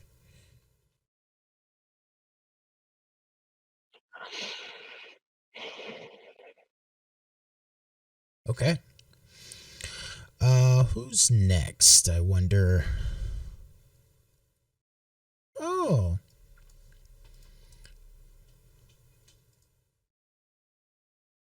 Four more kobolds enter the fray.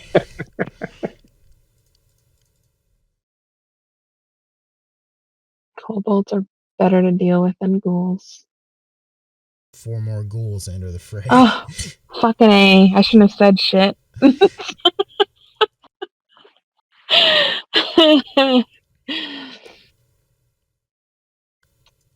Okay, Alara.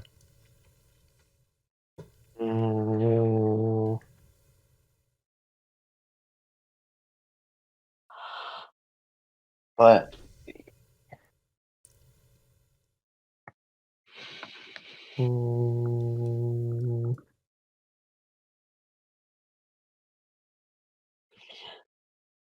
Do you have weapons, Laura, or are you just using your fists? so my fist is a magical weapon. Okay. Yes. She's got like power fists. Yeah, well, they're gonna be extra light. They're gonna be lightning E. I am going to point up at Valine on this roof right here. Mm-hmm. I'm going to cast Fog Cloud. Okay. So a 20-foot radius. I'll do a 30-foot because I'm going to do it at second level. 30-foot radius sphere of fog appears Centered. Hold on, let me see. 20. So if I do it on her, yeah, the whole roof would be. So can you see my measurement? Yeah. That's the radius. Wait. Oh, okay. 30-foot radius. Okay. Yeah. Uh-huh. So all of that is now in fog, and she cannot see out of it. We can't see in it, but she cannot see out of it. Okay. And then, so that's my action. As a bonus action, I'm going to whistle to Fitchner, and he is going to perch on Ebony's shoulder.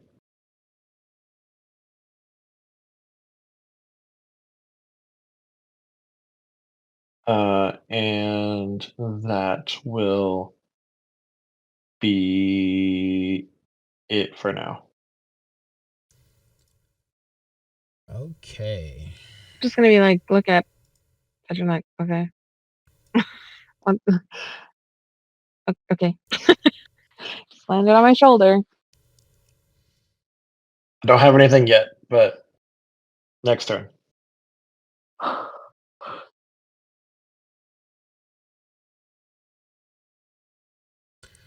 Off in the distance, you all see a few new figures enter the battlefield off over by Noesis, as you immediately see these two kobolds drop. Oh. Oh shit, I say we get out of here.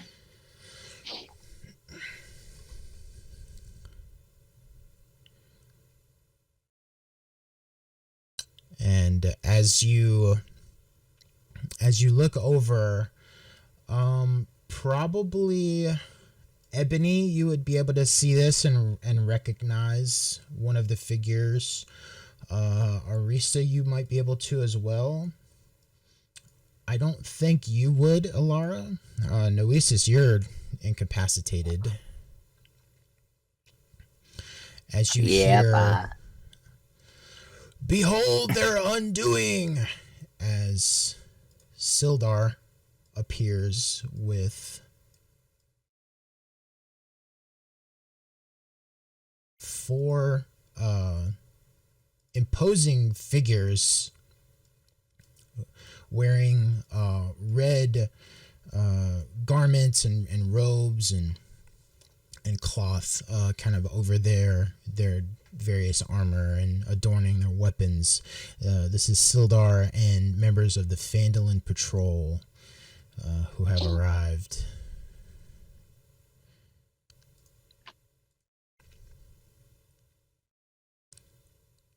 And with that, it will be Ebony's turn. Oi.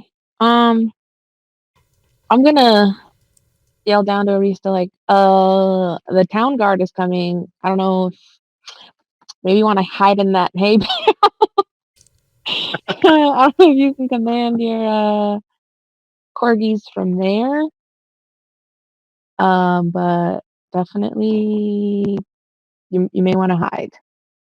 I don't need this shit getting more complicated.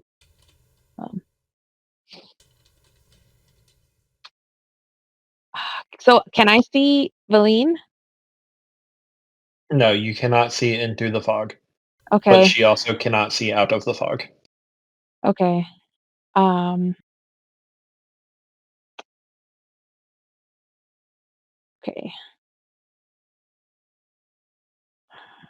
That's fun. I think it's good advice. She should jump in the hay bale. Yeah, she should jump in the hay bale. I guess I'll do close. My goodness.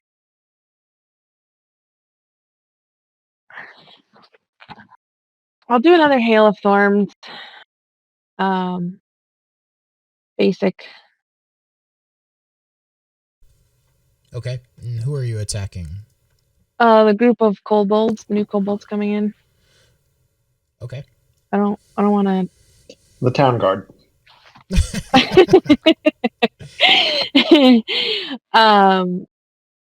Yeah, the new group of kobolds coming in.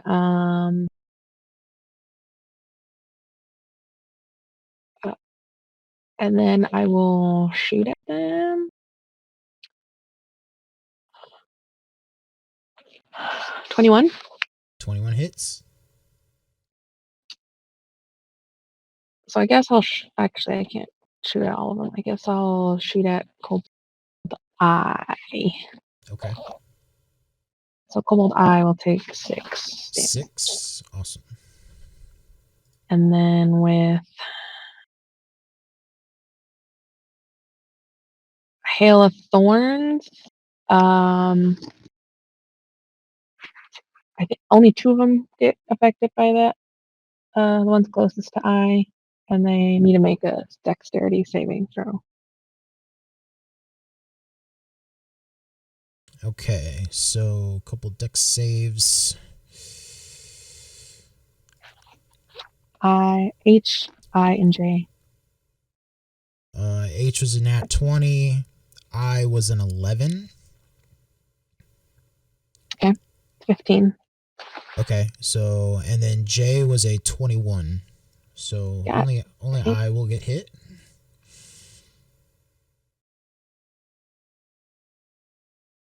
That's a 2. It was on the cusp of being an 8. I was like, yes, no.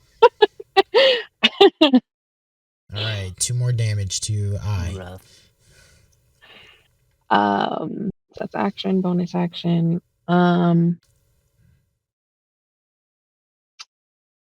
Okay, I'm just gonna stay behind this chimney. And Gojira.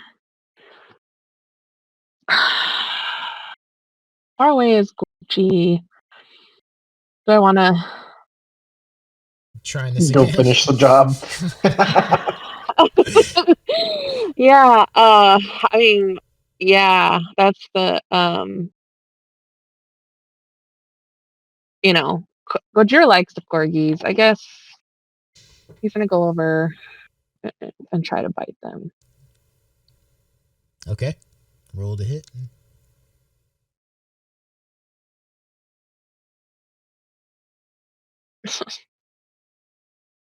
Seven is not enough. Goji, like what is? Oh my god! I'm sorry, Arista. The corgis are on their own. That's just Corgis are very clearly not on their own.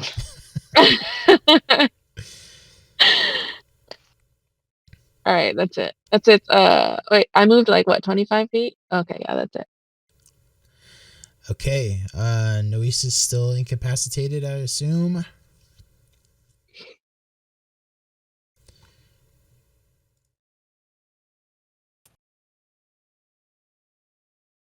Yeah, it's a 1 hour duration. I was gonna say, and the guard just think I'm dead, probably, like, cause I have no heartbeat, and I'm not breathing, all Yeah. those things.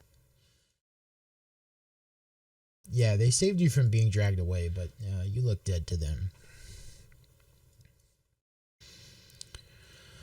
Okay, Arista. Oh. Let me observe, combat tactics. Is it just Sildar and his little groupies down there? Yeah, Noesis looks dead down there to you.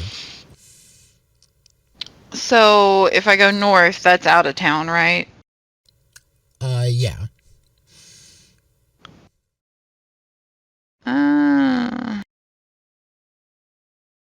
What? So what if I go, like, can I get out of town going, where's my pointer not working? Hello? Can I get out of town going, like, this way? That's a roundabout way to get out of town, but yeah, you could. Because they're coming in basically from, like, over here where the quarries are, right? Yeah. Okay. So, I I am gonna use dash, so that lets me move 60 feet. Okay. And I'm gonna come around this way and try not to, because I shouldn't get in range of anything that's gonna get an opportunity attack if I go this way and like heading that way. So how far I can get going like over that way toward this building, like round in here. 45, 50, 55. You can get like all the way back there. Well, let me If you stop want. like about right here. Right here? Okay. Yeah, I'm gonna stop about right there. And then so let's see. I'm gonna let Sappy, because that's it for my turn. Like I'm just gonna move. So I'm gonna let Sappy try to slap the shit out of whichever kobold right here. Just roll on mine. Okay. So let's see. Oh, a nat 20. Nat 20 to hit. Nice. So let me see. Like what is on the fuck? I didn't expect to hit. I clearly have not planned ahead. I was like, Sappy's gonna miss. So let's see. What's his attack? +6 to hit. 2d6 +3. So let's see. I'm just gonna use my little calculator here. And since it's like basically rolling with advantage, like 2 rolls and you take the highest, right? For a crit? No, rolling Or a crit is double damage. okay, so I just do like it'd be Whatever you roll, so just times 2. okay. So 2d6 +3. Yeah, not double dice, double damage. 2d6 +3. Whoa. 2d6 +3. So that was a 14, so 28? Awesome. Yeah, so he's gonna slap the shit out of that ghoul with his little limbs. Yeah, it's pretty effective. Sassy little sapling. Then you can pick whichever one. Whichever that one directly below it is fine. I can't read. G. Oh, G! That motherfucker. Got it. Corgis are gonna attack Ghoul G. Okay. Hold on, I gotta look at my roll history. I already rolled. So with the AC of 15, 2 of them missed, so 6 hit, and the damage was 38. Okay. Ghoul G's dead. Fuck Ghoul G. Wait, is that G? Or there Yeah. two? Oh, there's a Kobold G and a Ghoul G. I'm getting confused. Fuck Gold Yep. G. Yes. Fuck Gold G. That's right. Ghoul G Ajira is is dead. like totally approving of that corgi power. Yeah, He's like giving him a wink. wild pack of corgis. What happens Can when they- you can they still crossbreed move? Gojira with a corgi? Can the corgis still move some? Because I want to move them like toward. I don't know how much they little scooted there, but just Yeah. like toward this way. Like bring them back this way because there's nothing else to attack down that way. Yeah, they've got movement left. Yeah, just scoot them however far you think they can go toward this fun. Well, they've got wolf stat blocks, so they've got 40 feet of movement. I would say, okay. Dogs fighting over food. Yeah, that's exactly what's going on.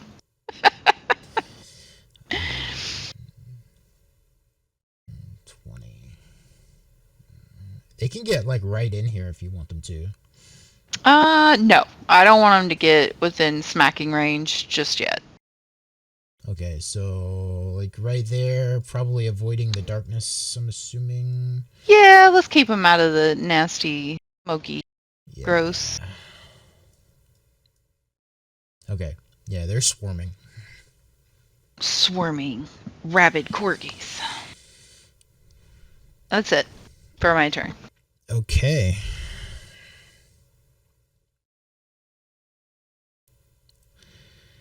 So we have some kobolds here, definitely still alive, gonna do some work. We're gonna have the two still attack Sappy. We're gonna have this one move up, probably just to here and to here, and they're gonna try to attack some corgis.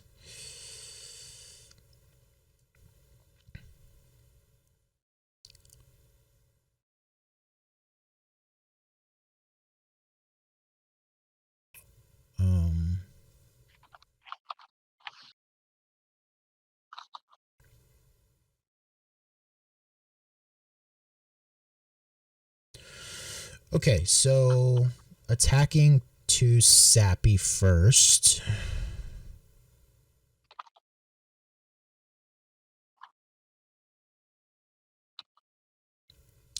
22 to hit. Yeah. Nat 20. Oh, he's dead. Gonna fall over. Okay, so we'll do that first, and then it was a 14. Well, he only has 12 HP left, so anything beyond a 12, he's dead. Okay, so we'll just do the first kobold's attack, because that'll change depending on what happens.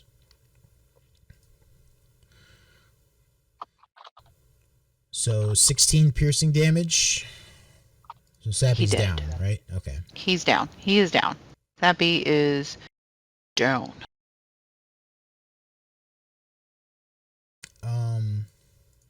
This other kobold then is going to turn to Ilara. Does a 14 hit? No. No. And then the second hit would be a dirty 20 to hit.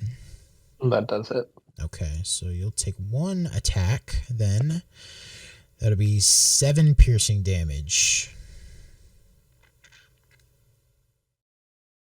I'll roll on save for the fog. It's an 8, so the fog drops.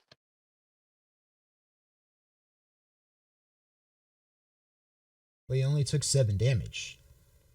But 10 is the minimum. It is either 10 or half of the damage, whichever one is higher. Okay. Gotcha. You always have to beat a 10, but you might have to go higher. Oh, if you take more damage. Got it. Okay. Yeah. Cool. All right. And then we have kobolds are gonna attack corgis. Kobold on corgi action. Boy. First hit is a 13, which is its AC, but they get bonus AC, right? Being in the aura. No. No? I don't think so. Okay. No. I thought that was your... No, it's temp HP. Temp HP. Oh, they get temp HP. Okay. Yeah, their AC is still the same. So we've got one hit. Then... And then we have 2 hits.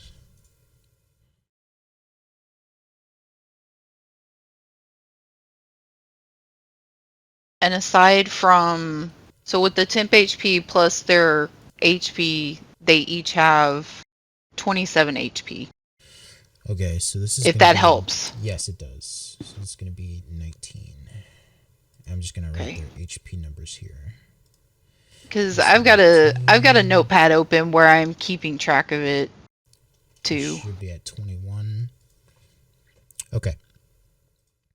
Cool. So how much did that one hit for? It was at 8. Okay. So it should be at 19 HP. Then the other kobold is going to make attacks. That's a hit and a hit. So 2 more hits. For 14 damage. Oh no.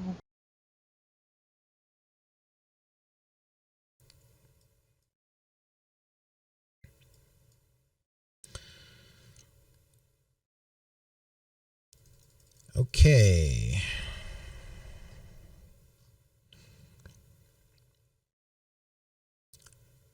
We don't have any ghouls that can take a turn right now. It will be Valine's turn next.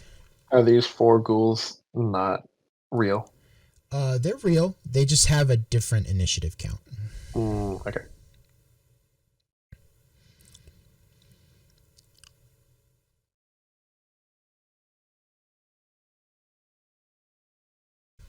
Okay, so Veline, I think she would be... She's just like attacking whatever shows up. And I think she's looking at these ghouls underneath her, and she's going to try to attack them.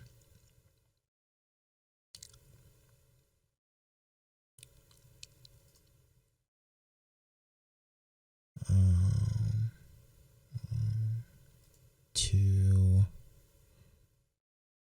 She hits all 3 times. So we'll say on Ghoul K, she's going to do 9.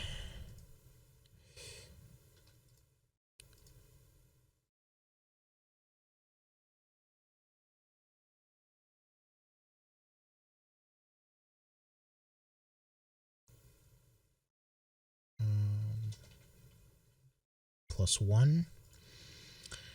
And then she's going to do 8.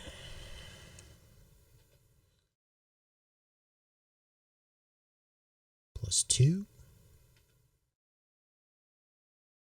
And she's going to do another 8. So she's going to kill Ghoul K.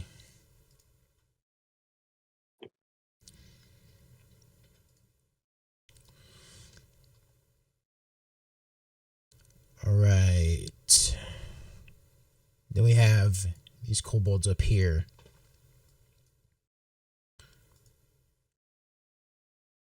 We have 20 feet.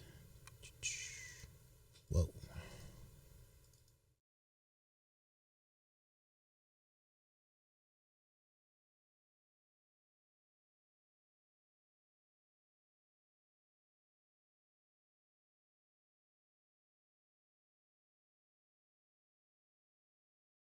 Mm, 10, 15.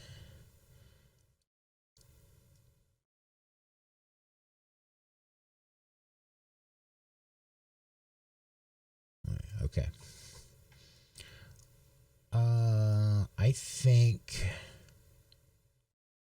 one attack on Alara, or one ghoul or one kobold attacking Alara.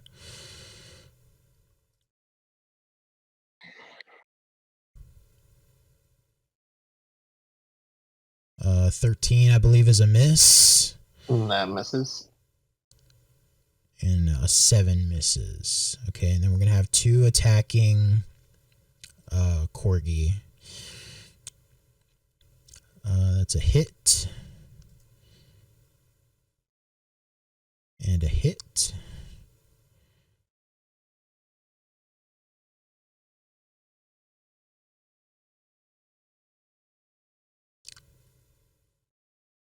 That's 3 hits.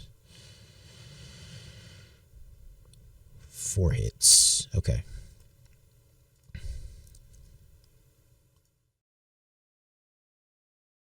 Ten, 16.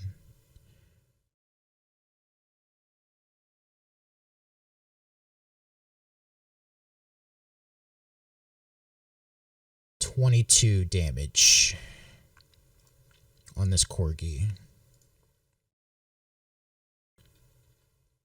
So he's only got 6 HP left, I believe.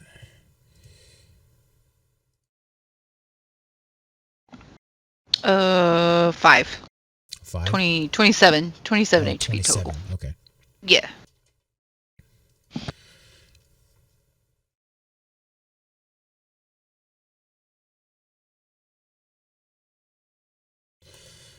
Okay, that's these kobolds. And then these ghouls.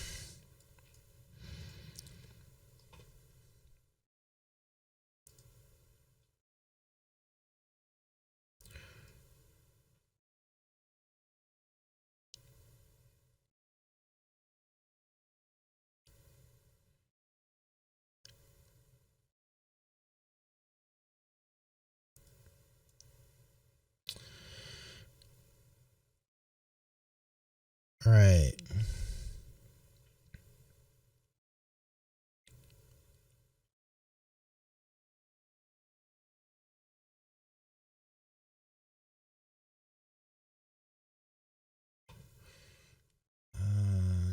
9 damage on this kobold.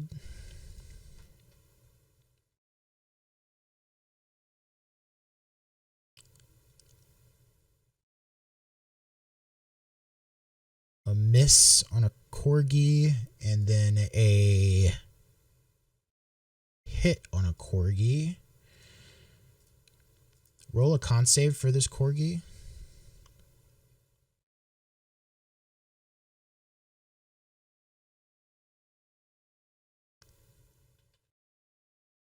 Uh, 10. Because it's Okay. +1, right? Yeah. So yeah, I rolled a 9. All right, 10. that's a success. Okay, and that corgi took 7 damage, so it's at 20 HP.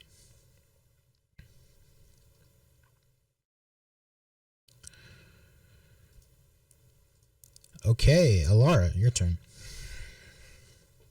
I know I'm probably gonna provoke some attacks of opportunity, but I would like to walk 10, 15, 20, 25 feet. Can you see? Yeah. I'd like to go there.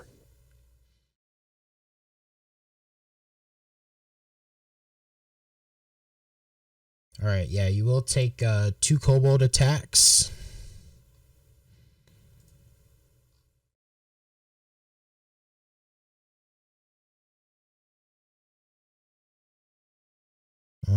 That's a 10, which is a miss, and a 13, which is also a miss, and then you'll take 2 ghoul attacks.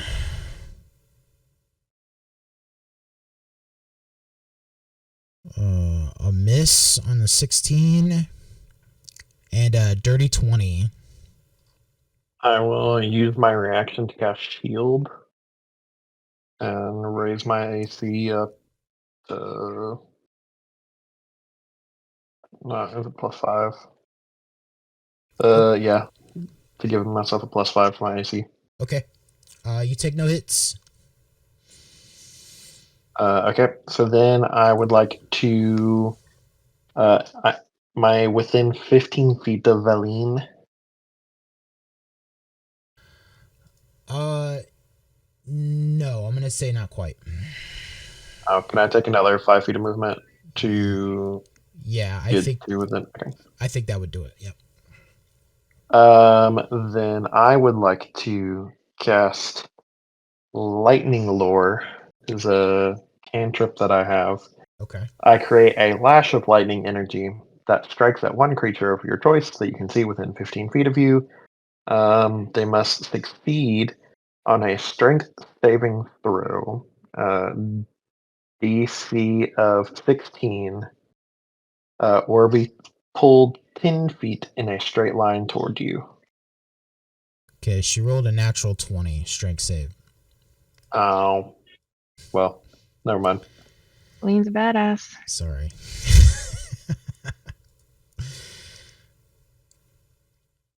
That's the end of my turn.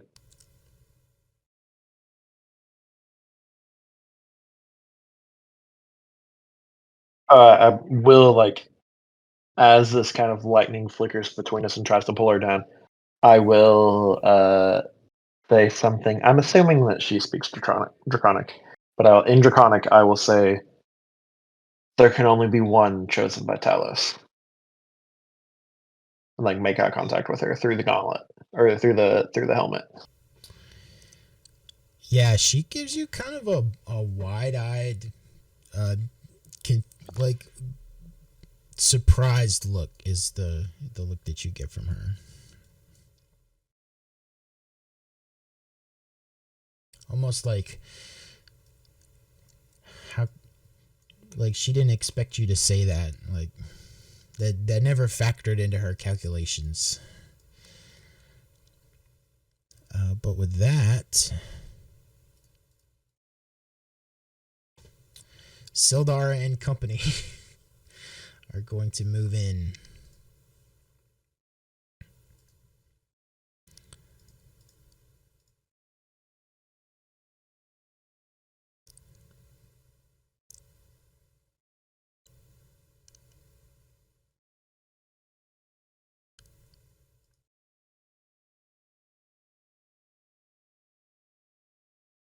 And they all have crossbows, so they're going to make some crossbow attacks.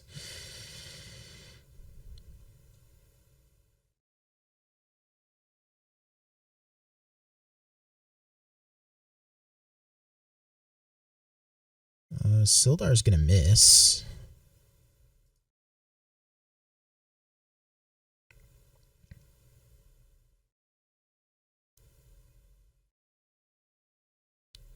Then we have one hit, a miss, 2 hits, and a miss. 2 hits, 2 misses.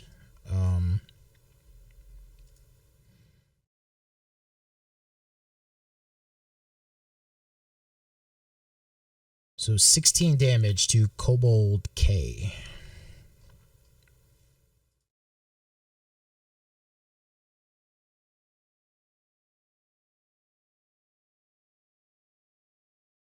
Okay, Ebony, your turn.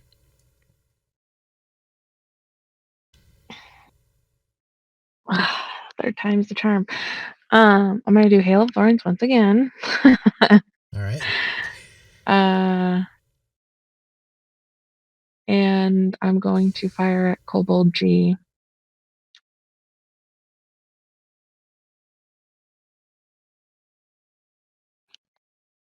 $16. 16 hits. He takes 12. That's enough to kill Kobold G. And then D and A. 15. Need a 15. Is this a dex save again? Yes.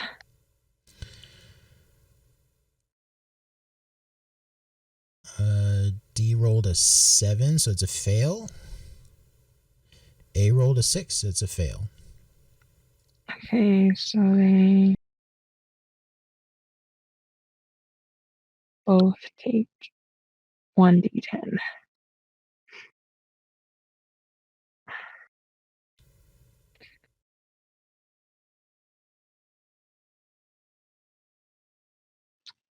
Three each. Okay. And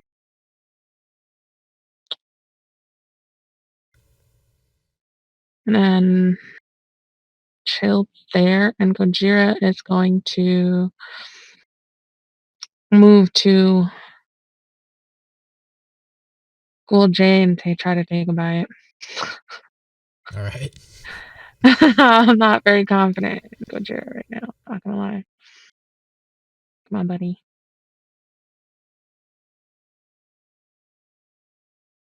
Oh, the B. I got a 20. There you go. I got a nat 20, I guess. That's what you. Oh my god, look, it even lights up blue. See, this is the first time this is happening for me.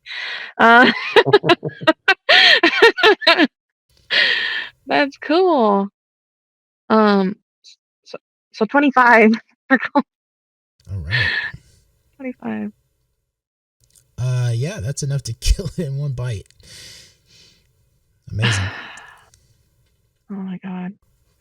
Yay. That's all the makeup for Ghoul G.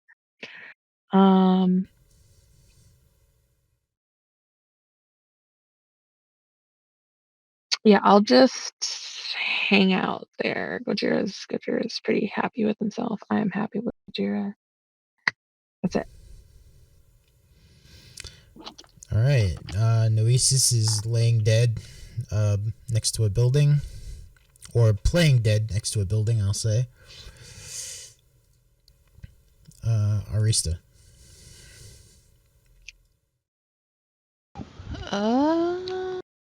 I think I'm gonna scoot. I'm gonna just keep scooting along this building to try and remove myself from being seen.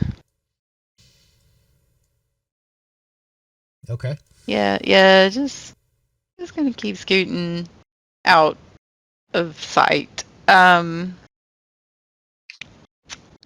I don't. Let me see. I can cast something, maybe. I already rolled for my dudes. let's see. Why not cast something? So what can I see? Where am I at? I mean, the further you back away, the more this building is going to obscure what you can see. Right. Before I move, can I see ghoul? Is that H? God, my eyes are bad. Yeah, you can see Ghoul H. Okay. Well, then hold on. What is this spell? I've never used this spell. Let me look at it. Oh, I don't. How big is a 20-foot cube? I would probably kill my corgi. Well, that's a 20 Let's foot see. cube. Okay. So I'm just gonna have to murder a corgi, I suppose. Oh, jeez. Well, it It's just okay. has 5 left. Oh, better die by your hand than someone else's. Well, okay.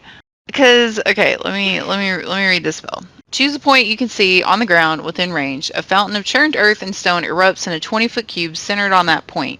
Each creature in that area must make a dexterity saving throw. A creature takes 3d12 bludgeoning damage on a failed save, or half as much on a successful one. Additionally, the ground in that area becomes difficult terrain until cleared.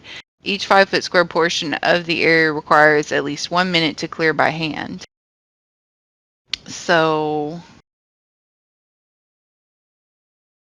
how about I hit Cobalt E and Ghoul H, so I guess like it would be like right here where I'd center it. Right there. So I'd hit those two. So let's see.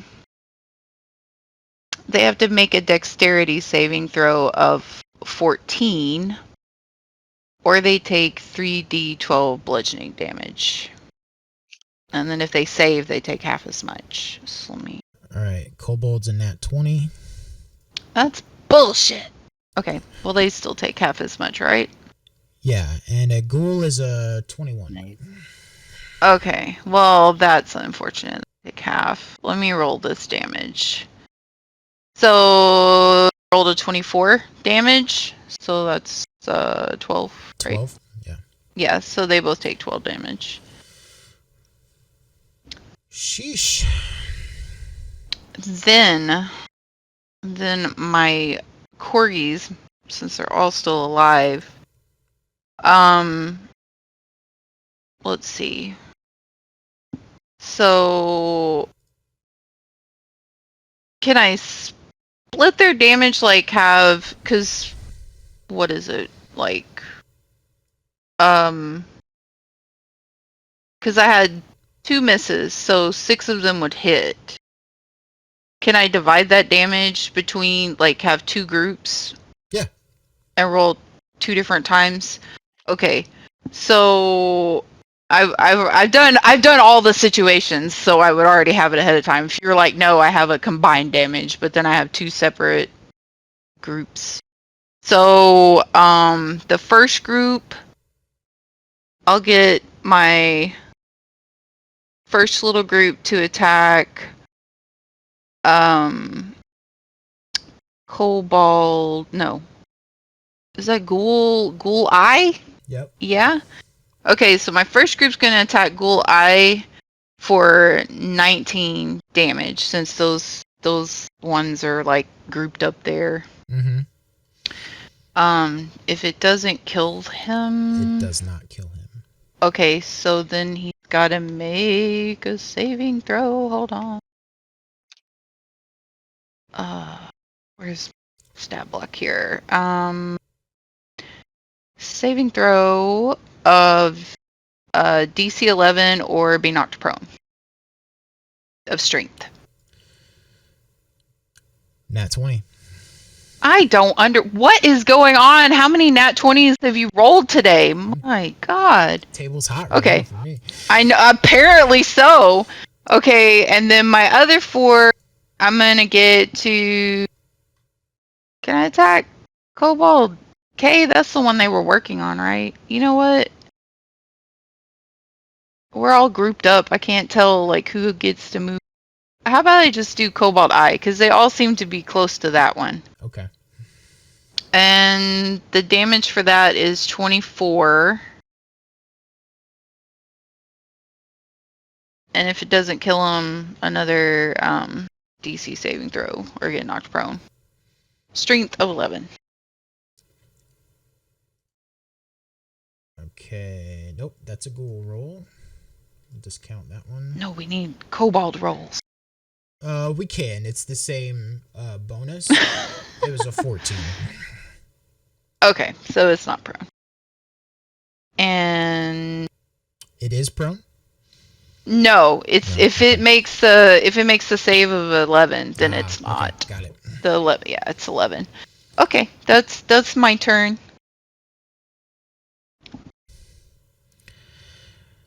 All right, where are we?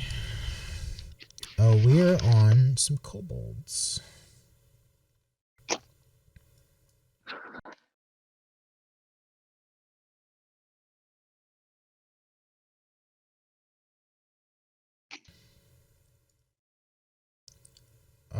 They're gonna attack corgis. These three.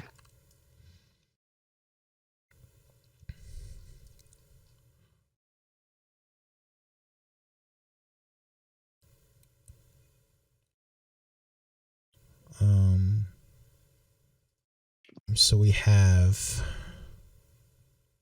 2 hits.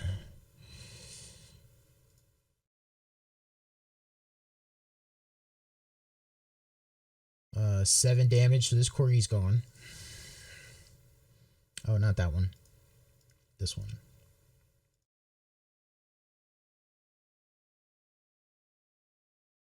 And then these 2 are going to move up and try to attack this other corgi.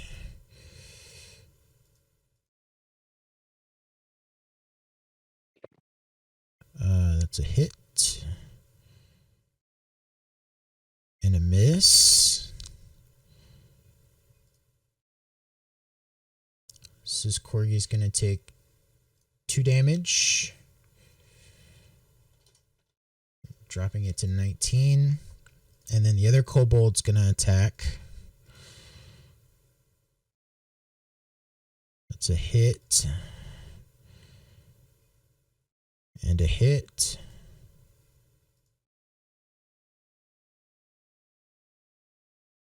Uh, 5 damage total on this corgi, so it drops it to 14.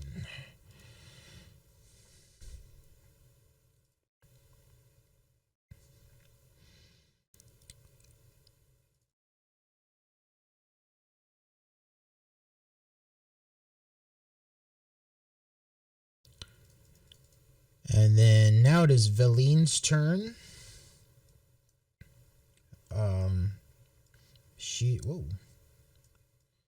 She's focused on Ilara.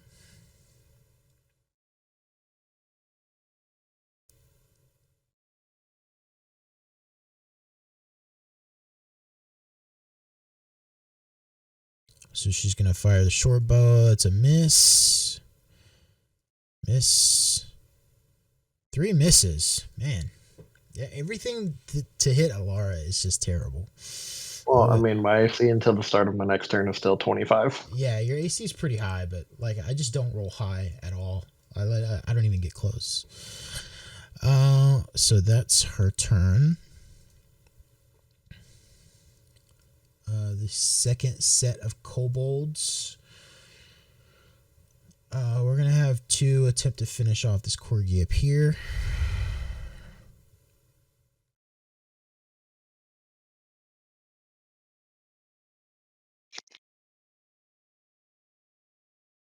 Hit and hit for 5 damage, so that's 1 corgi down.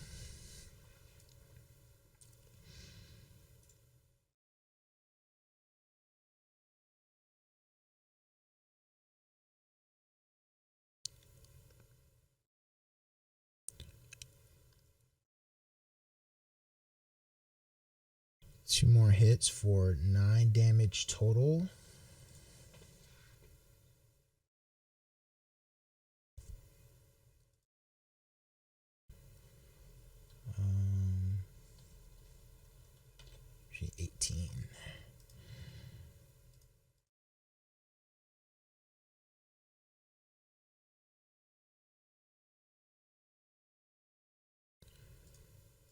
There's a nat 20 and a miss. Wow.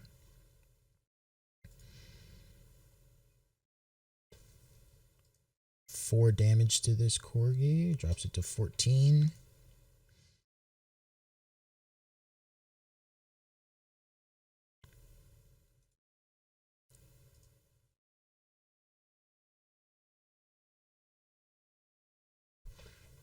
Another hit for 6, which drops it to 8. And Kobold K making his attacks now.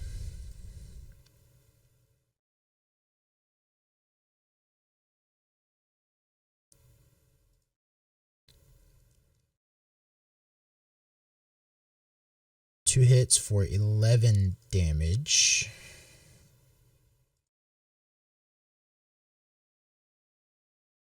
Dropping him to 16.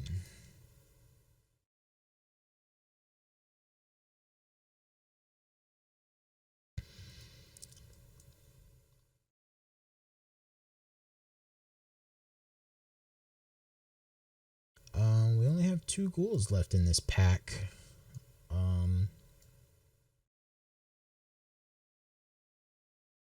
What's the ghoul's AC? Is it lower than 15? Yeah, it's 12. Okay. Because I'm trying to roll on my remaining.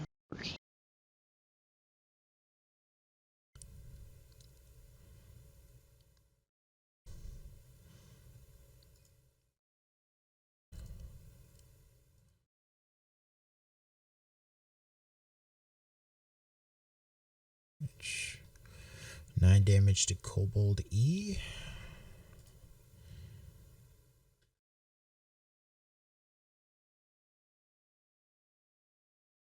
And then I think one ghoul will attack a corgi. Oh, and miss.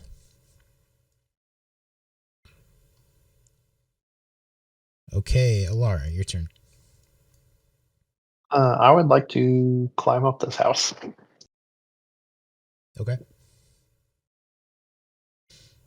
You get up there. If I have the movement, I'd like to get kind of like onto like this side of her. Mm-hmm.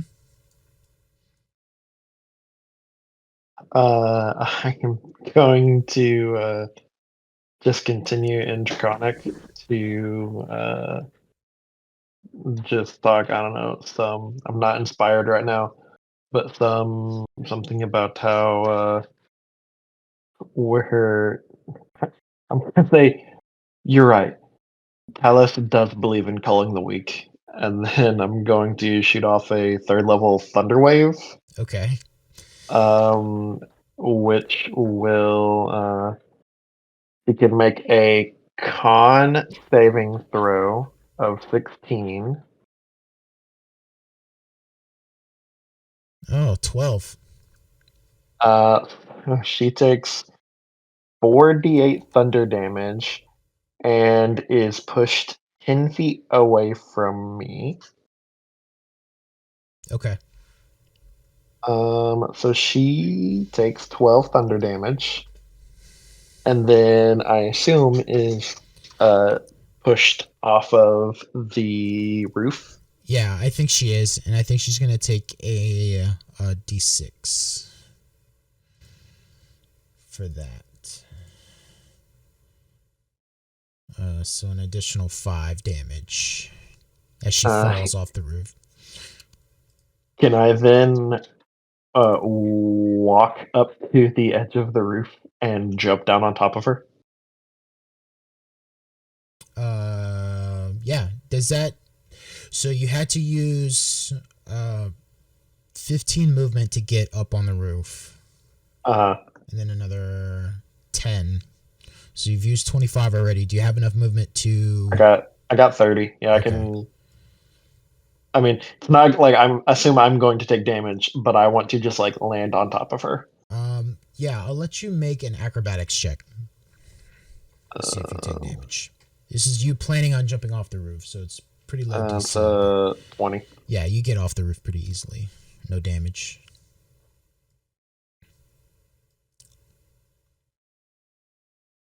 How's she looking? She's clearly taking some damage. She's looking rough. She's not like on her last legs or anything, but Okay. That's the end of my turn. okay.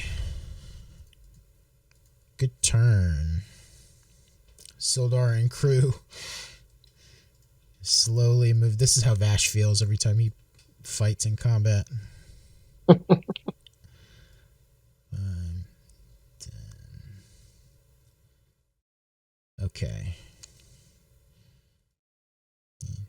20, 25.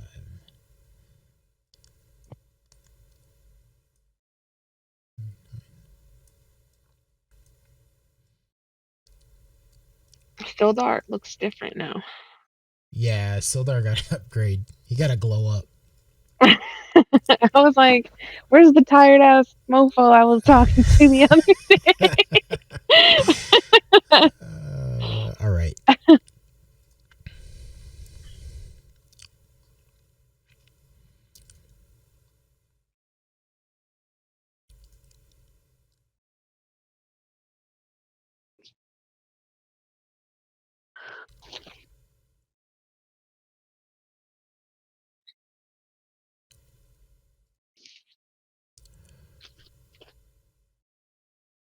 All right. Kobold K from Sildar is going to take 16 damage.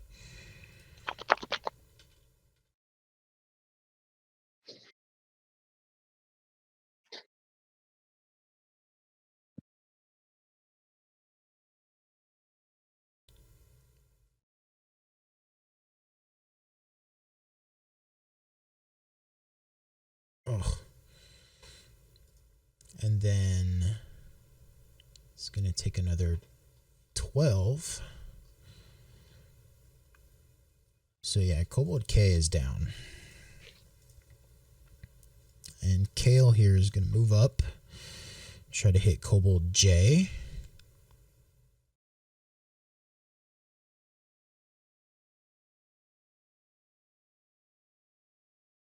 But he's going to miss both times.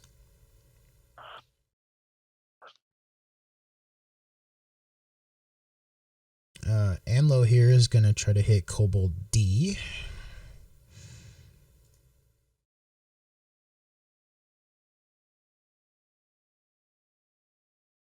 It's only going to hit once. But he's going to do 13.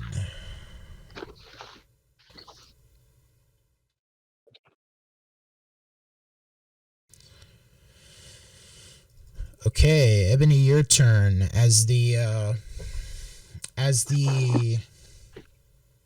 various members of the Phandalin patrol make their attacks on the kobolds, you hear, "Cut them down!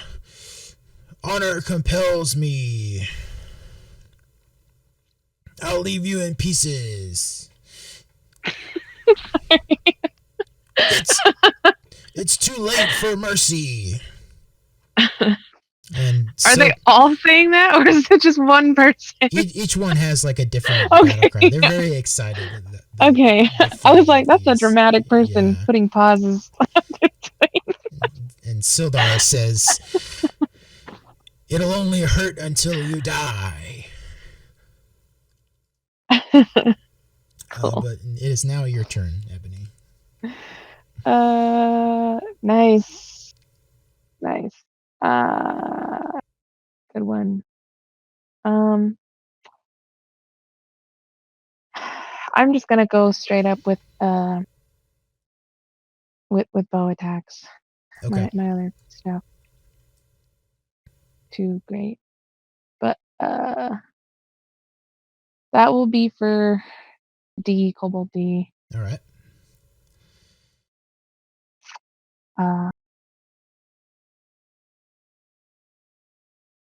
11. 11 damage to Kobold D. Mm-hmm. And then I'll do another hit.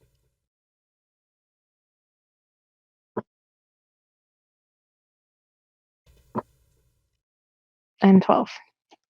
12. All right. Yeah, Kobold D is not looking great. Um.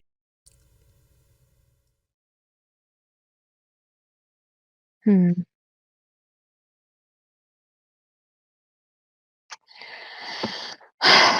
Yeah, there's that's me. Gojira is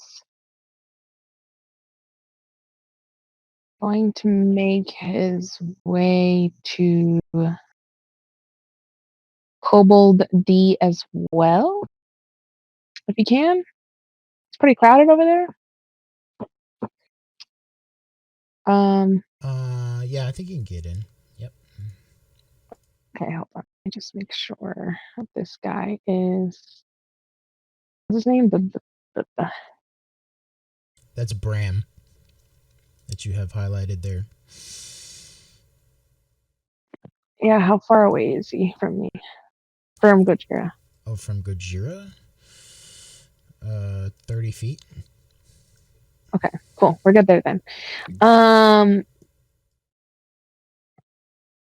Kobold A is going to get bitten. All right. 23. Damn. 16. Kobold A is dead. Kobold A is dead. That's it. That's all I can do.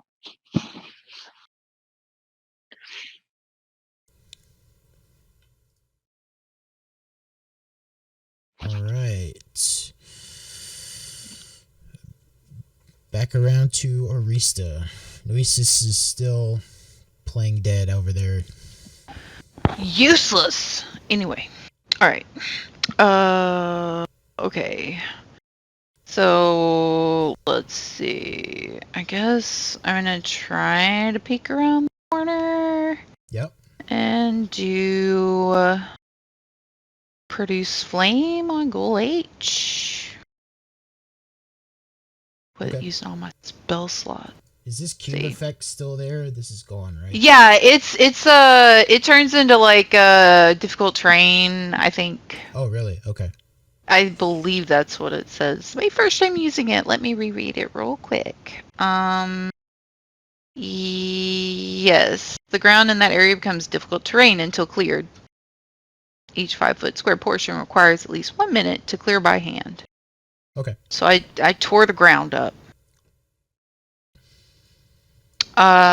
Let's see here. Flame. Ooh. Roll back up. Alright. See here. Ew. 10 does not hit anything. Nope. So I'm gonna get back around the corner. That was all I was gonna do. I'm gonna hide back around the corner. Okay. So now my remaining, the 3 that are over by Ghoul I, one of them missed, and the damage for 2 of them was 14. So Ghoul I 14 damage, and then they tear Ghoul Eye apart. Yeah, fuck Ghoul Eye. So then the ones that are, let's see, Kobold. Did they get any hits on Kobold J? Kobold J looks pretty healthy. Okay. Well, I guess I'll attack Kobold J with my other 3. So one of them missed, but then one rolled a nat 20. Okay. And then the damage I got for rolling for those was 17. 17 damage to J. Yeah. Okay. Yeah. And then that's my turn.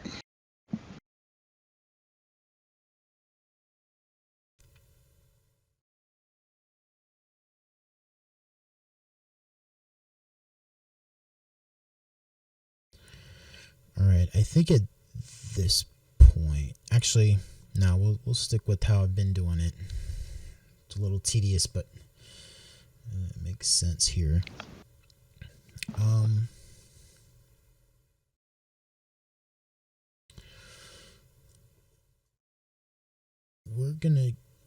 we'll do Kobold D first. Kobold D is attacking a corgi.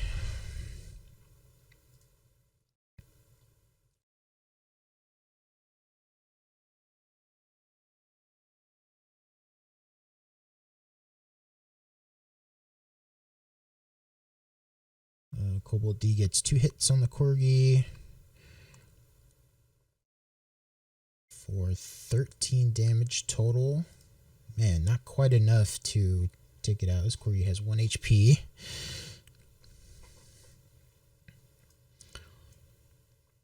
Kobold E is attacking Gojira.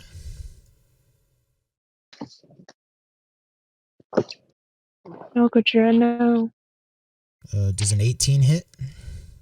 Yes.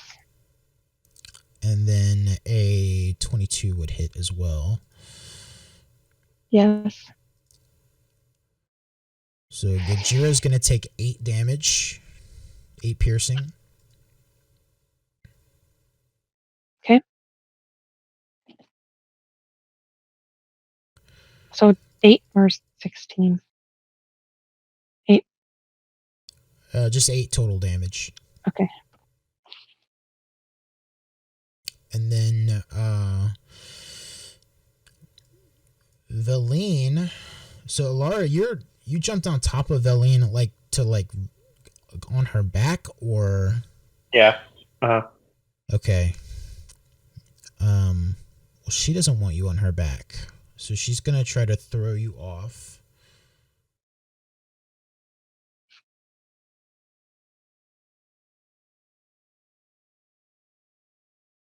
Make a strength save, or an athletics check rather, to hang on to her.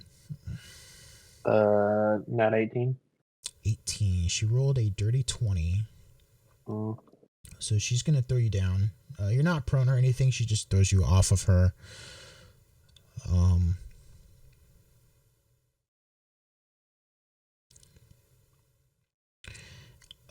That's her action. Bonus action, disengage. And she's gonna try to move away from you. Was she prone? No.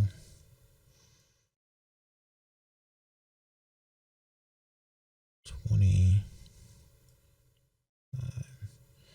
30. So she can get back here, I think.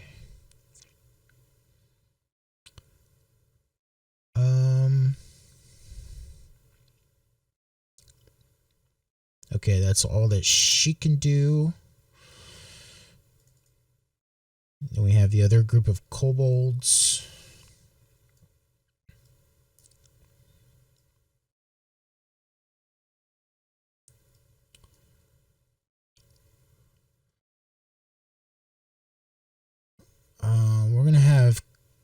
We'll do Kobold J first. It's going to attack a corgi.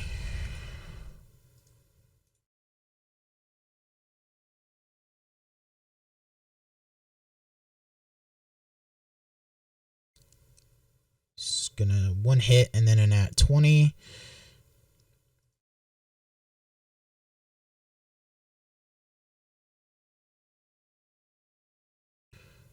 So this kobold's gonna, or this corgi is gonna take 13 damage, so it's dead.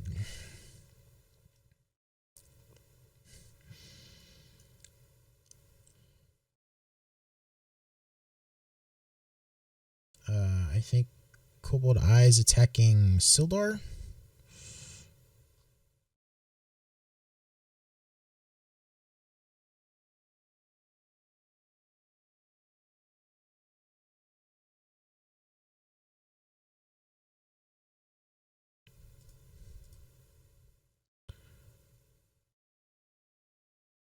Only hits once. Does 3 damage.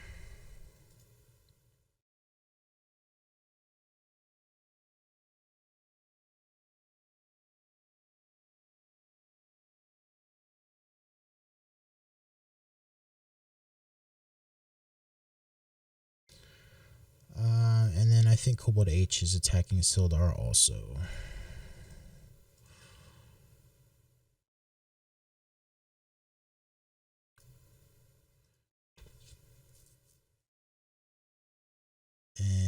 hits once and does 4 damage.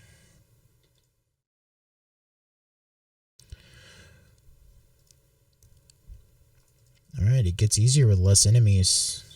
Last ghoul is gonna try to hit Gojira. 13 to hit? No. No, alright. He snorts. He's just like, not today. Okay, Lara, your turn.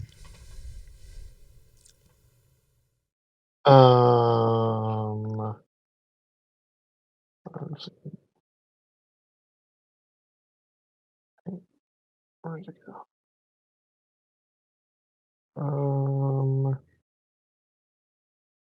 I will just march on up to Valine, Okay.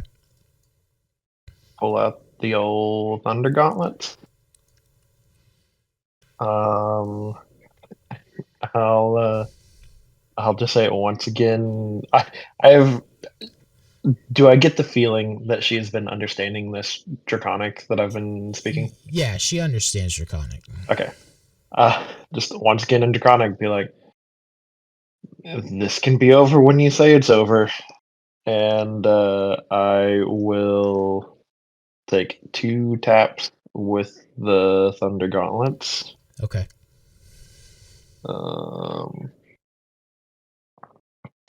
13 on the first one. Let me find her. I think no, 13 is a miss. Okay. And then 22. 22 hits for sure. So that's it's 8 thunder damage. 8 thunder damage. All right. And then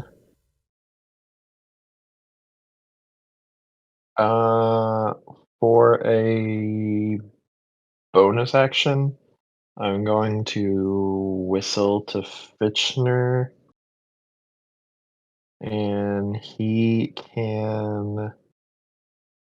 I mean, I don't know. With his action as well as movement, he can easily come perch on this roof. Okay. He has 60 feet of fly speed. Yeah.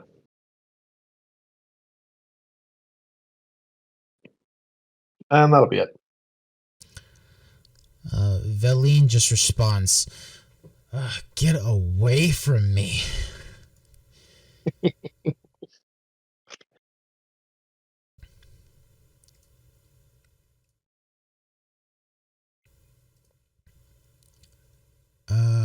Okay.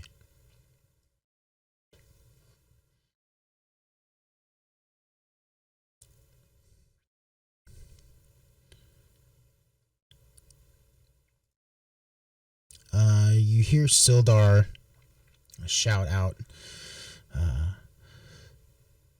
"Let's have some real fun," as he attacks more kobolds.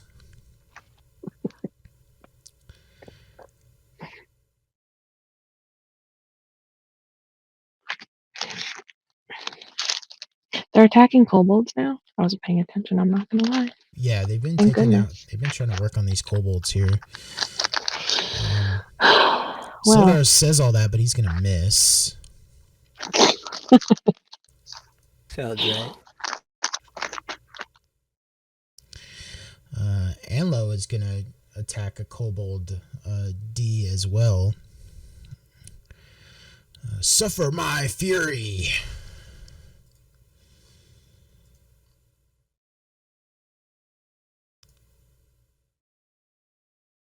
Ooh, nat 20.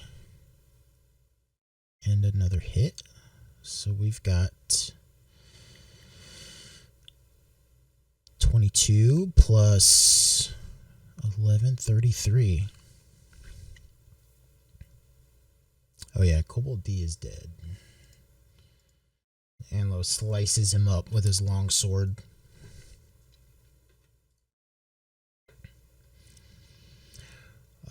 Bram is going to move up and say, "They never learn."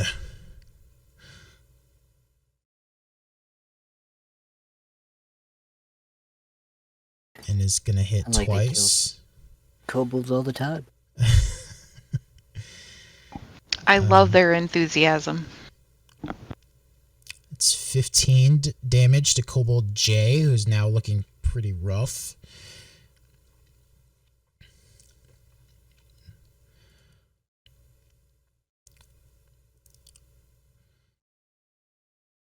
Kale is going to holler out, "My enemies shall lament my name," as he swings twice with his long sword. Hits twice.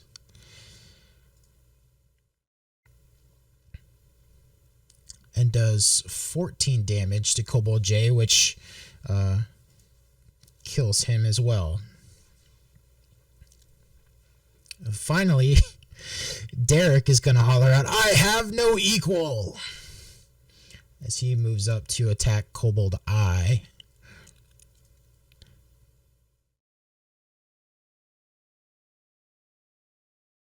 He's going to miss both times. Whoosh, whoosh. Ebony, your turn. He probably should have waited till after he swung to say his quip. Yeah. He spoke too soon. I'm gonna go with Kobold H.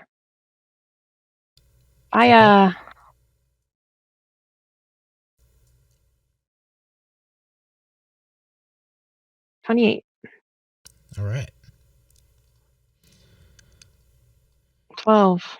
Did you say Advantage? hiya? That's amazing. 12 damage. Hiya as you fire your bow. Oh my goodness. I did that in my head.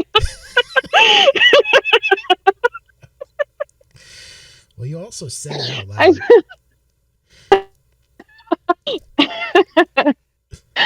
Oh wow, okay. I have a favorite joke. That's why.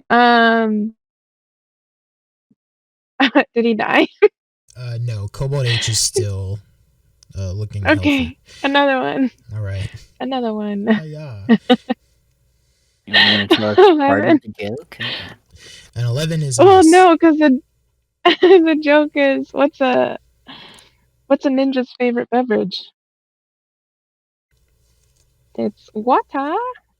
Oh, yeah. I like it. So, yeah. There you go. What's the difference between a ninja and a cowboy? What? One goes hee-yah. The other one goes yee-haw. Hiya, yeehaw? Hiya, yeehaw? Yeah. Yeah, I can't say it. Hee-yah and yee-haw. Yeehaw, yeehaw. Yeehaw, yeehaw. Yeehaw. Jesus. Yeah. I got one. I go by. Yeah, I knew it. My pronouns are he and yeah. Yeah. Yeah. And what was the? I can't. This is. My mouth isn't working. All right. Yeah and hiya. No. Yeah. Hey. Yeah. Yeehaw. Yeehaw. Like, Yeehaw. yeah. Yeehaw. Duh. I live on ranch property. Okay.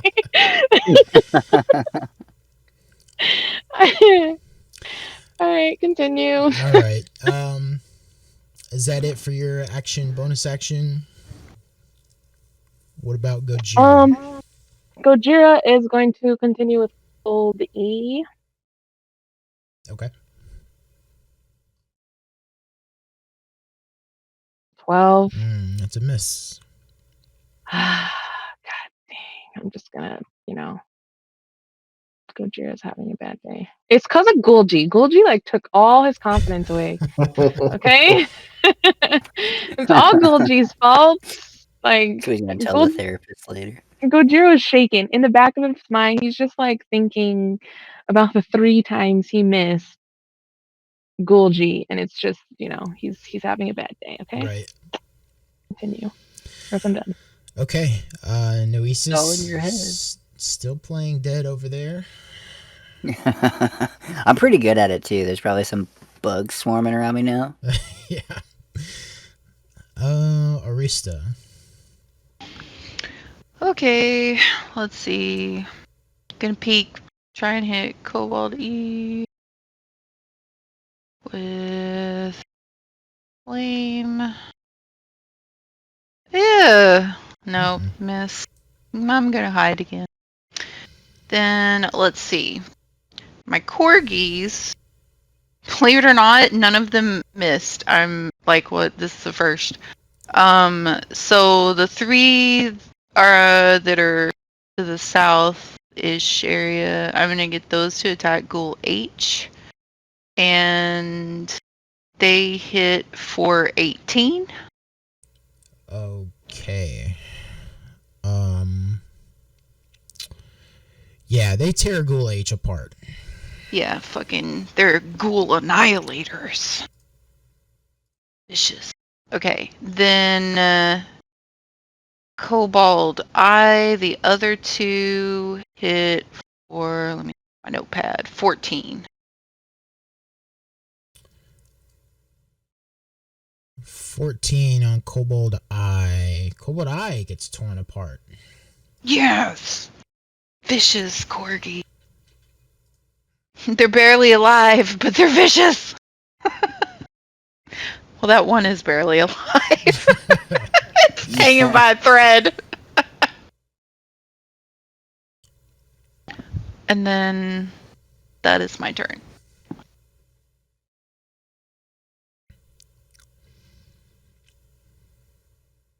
All right. So at this point, I think it makes sense to combine the two kobolds here together. They are still emboldened because their leader is still alive. But it's starting to fade. They're starting to get a little worried. But they're going to desperately continue attacking. They're not together, and so they don't have pack tactics anymore. So they're just going to make some straight rolls. Kobold H, attempting to hit Sildar, is going to miss. Kobold E, attempting to hit Gojira, is a 15 to hit. No. No. All right. He may not be making hits, but he ain't taking them either.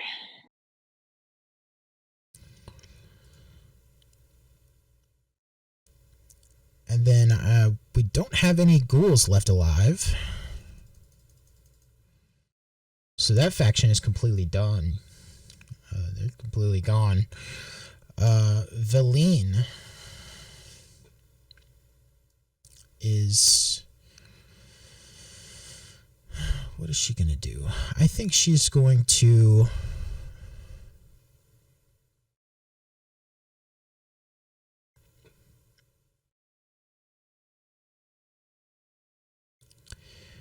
I think she's going to make a couple desperate short sword attacks on Alara.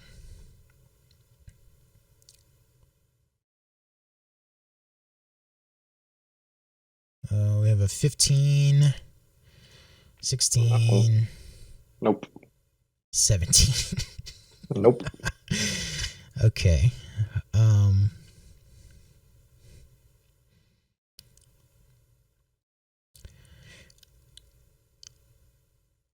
I think she's going to bonus action.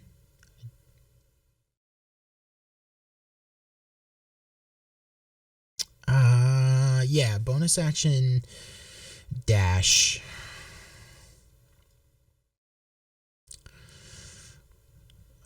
She's going to take the opportunity attack from Alara, but she's going to try to leave.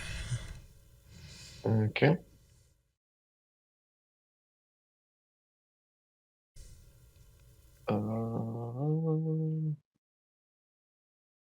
Oh, that's a natural 1 for a 9. All right, so she's gonna get out of there.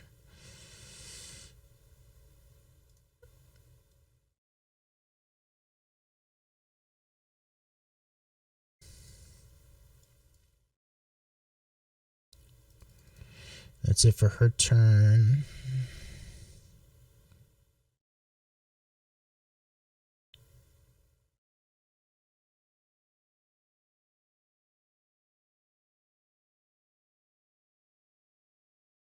Am I missing? Nope, I just didn't calculate that damage. That kobold's gone. Okay, Alara.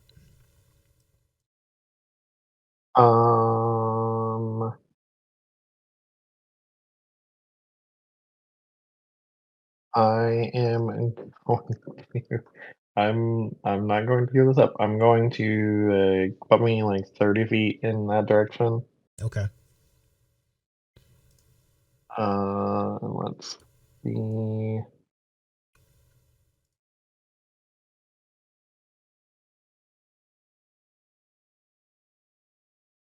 I am going to point at the ground in front of her, like on the opposite side of her. And I'm going to cast Shatter at 3rd level. Okay. So I need another con save.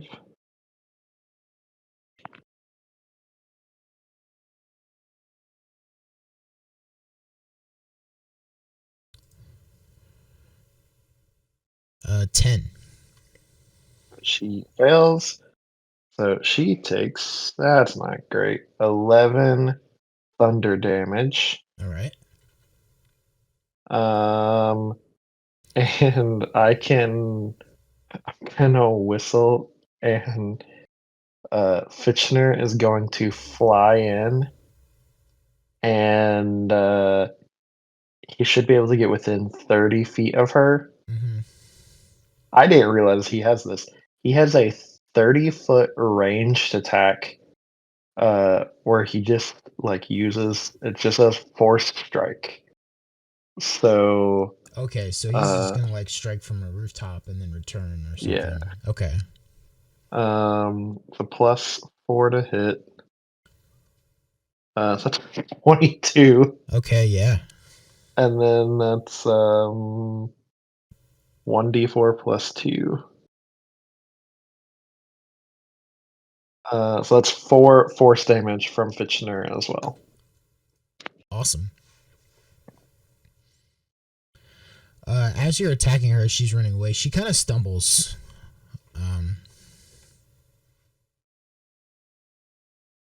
And doesn't she kind of falls down on like her hands and knees, but doesn't seem to get back up in that moment. Like, does she seem unconscious or like? No, she's not just unconscious. falling? She Okay. just kind of fell to the ground, but I guess doesn't really. She's just not getting back up for some reason. She's on hands and knees. Okay.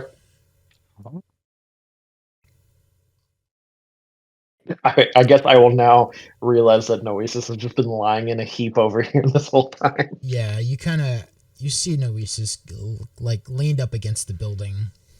Gurgle.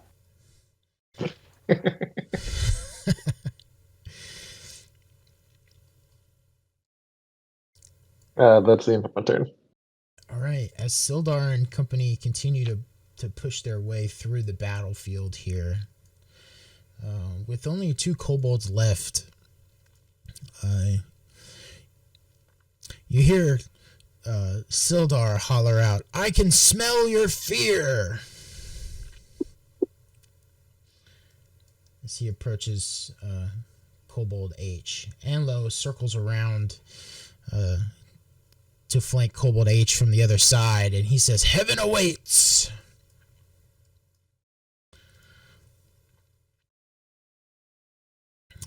These guys, I wonder, the other 3...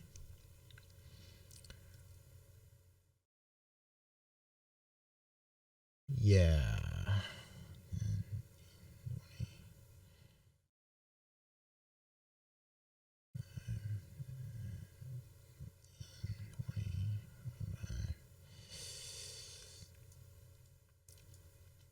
you see Bram, Kale, and Derek move beyond to attack at Kobold E. Bram hollers out, "Finish the fight!" You hear Kale shout out, "Eternal Night calls for you." And Derek says, "Dodge this." These guys got a book for Christmas of one-liners to say in combat, and that's all they got. They've had a lot of practice with their battle cries. They made flashcards. Between the 5 of them, they're able to finish off the last 2 kobolds here. And so what you have left is, we will leave initiative order right now. What you have left is you have Leilon Firecrow, who was making an escape. And as she did so, she was attacked twice and was kind of knocked down and hasn't gotten back up.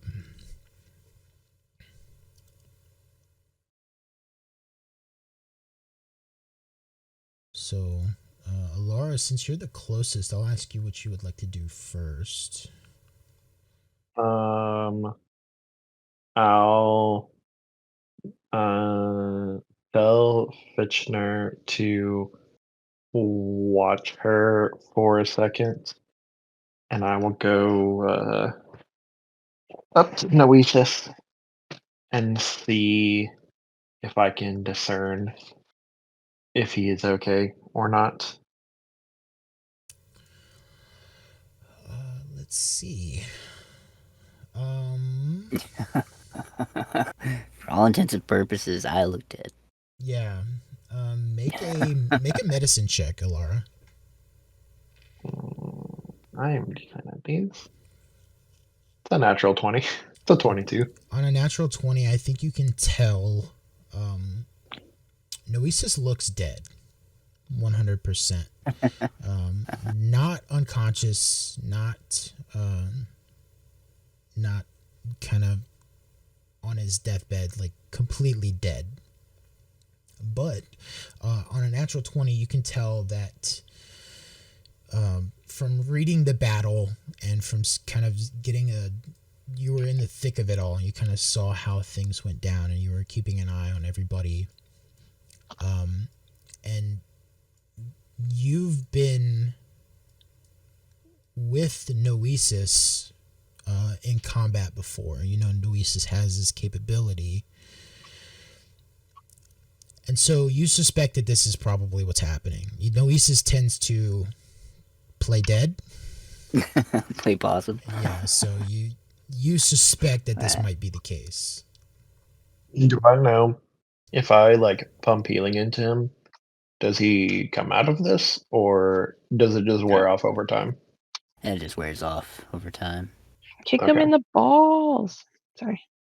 Get a free shot right now. I got resistant. I take one of my rocks and I imbue it with the nasty smell, and I stick it somewhere on his person. And then I go check out what Valina's up to. Yeah, now I smell the part. Okay. Fantastic. So walking up to Leilon, she is defeated both physically and mentally, we'll say. Like she's pretty much given up. And she says, "Okay, you've won fair and square. Just let me go, and I'll tell the rest of the cultists to leave you all alone."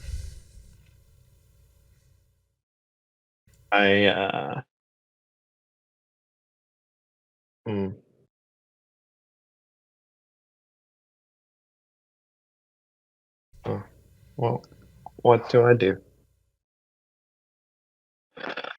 I want to get down from the roof. Am I in sight of everyone else? Is the patrol? Can they see me? Yeah, they're kind of. You see, Ebony climbs down from the roof, and you see that Sildar, who you don't really know Sildar, but you know, you recognize the Phandalin patrol from other members of their organization, kind of walking around and guarding the town. You assume Sildar is the leader. They're just called, like, they've got hands on hips. They look pretty proud. They're surveying the damage that they've done.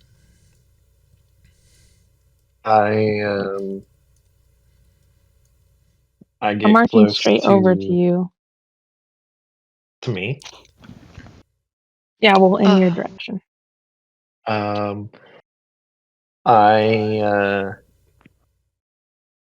lean over Valine and let my thunder gauntlets crackle a little bit, and I say,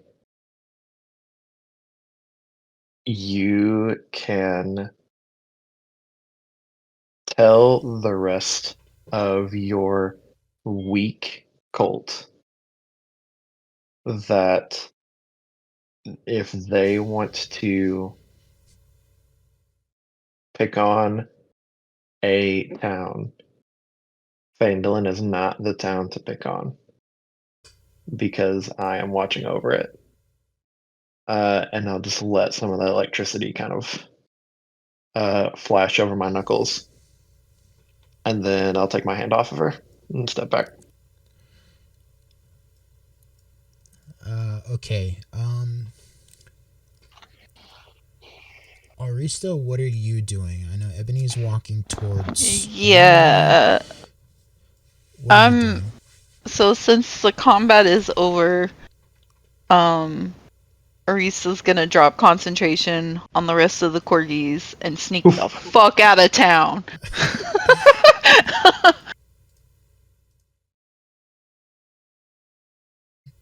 Okay. Make a stealth check.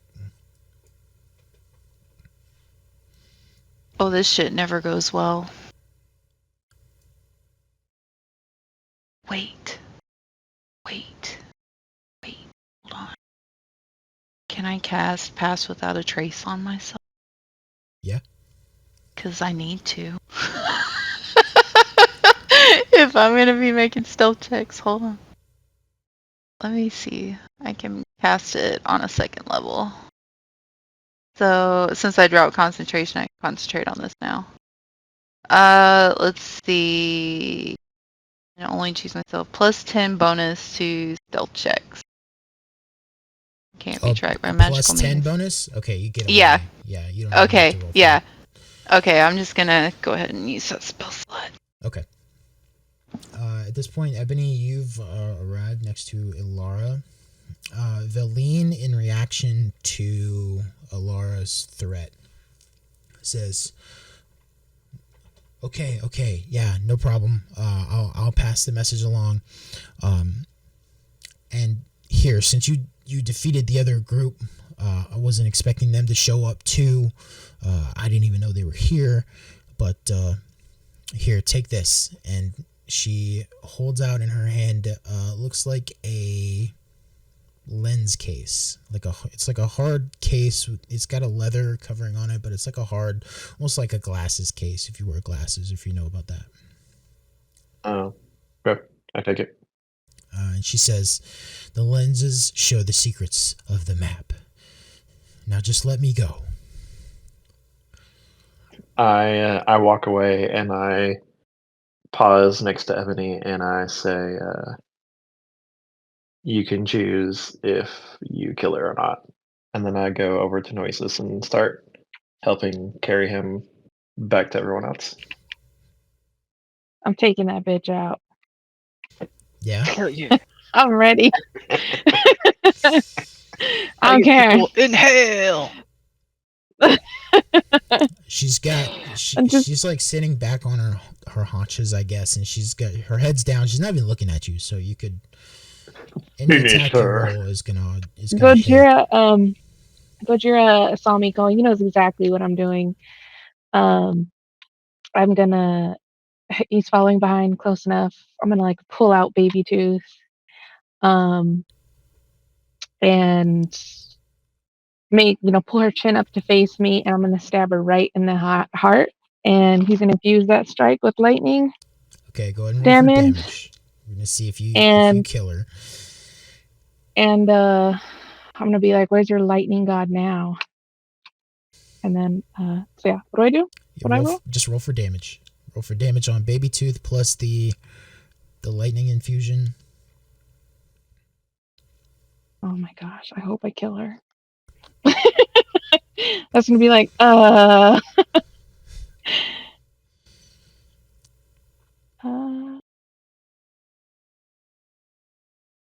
her, please. Oh, I'm gonna keep stabbing her. I don't kill her.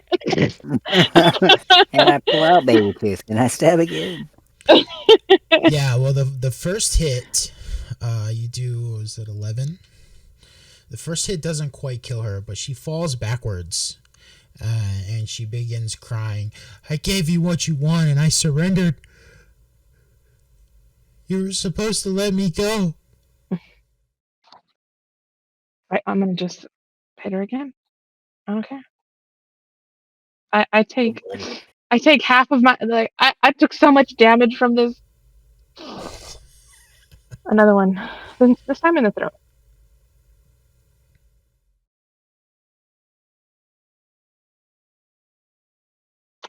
I'm guessing that works. Yeah, you automatically hit. So just Okay. roll. Sorry. Make sure you don't get a nat 1 is all we're looking for at this point. A 9. Okay, yeah. You're able describe how you. She's like on her back, like on the ground now. So describe how you kill her. So I'm standing over her, and I slowly take baby tooth across, her neck, just with a smile on your face, like that. Like from my previous comment, I guess you'll see where your thunder god is soon. Yeah, I'm petty. I'm not charming whatsoever. Through her tears, she says, "Oh God, Talos, please forgive me." That sound, yay! She's dead. Is Gojira over here with us? No, he was near me. He Yeah, like over. Is he over here? Yeah. I will. As this happens, can I tell if Sildar and the gang are paying attention to us, or are they still like doing whatever to the kobolds? No, they're like over there chest bumping and high fiving each other. I'm going to walk over to Valine's body, and I'm gonna say, can you have Gojira take this off somewhere where it's never found? Can I take the Gojira what? Can you have Gojira like take her body somewhere where it won't be found? Sure. I don't want to get banished from the city like everyone else. That's true. But just say she was suffering, and I. Well, I'm gonna tell them that she escaped. Okay. Well, all right, Gojira. I guess take. So I will cast invisibility on her body, and then let Take her to a nearby Gojira. bush or something. Yeah, Gojira can take it somewhere, anywhere. Where does Gojira take it? I guess to this. Oh, I don't need to go that far. It's invisible. Like, are you hiding? You're hiding it like in a bush within the town, or you trying to take it outside of the town? Well, I'm gonna say just outside of town. Take it just outside of town. Okay. So it'll take Gojira a while to kind of drag her off, but Okay. Then I'll just throw Noesis like over my shoulder, and we'll head back, I guess. All right. I have like comical rigor mortis, so I'm like in a crouching posture on your shoulder.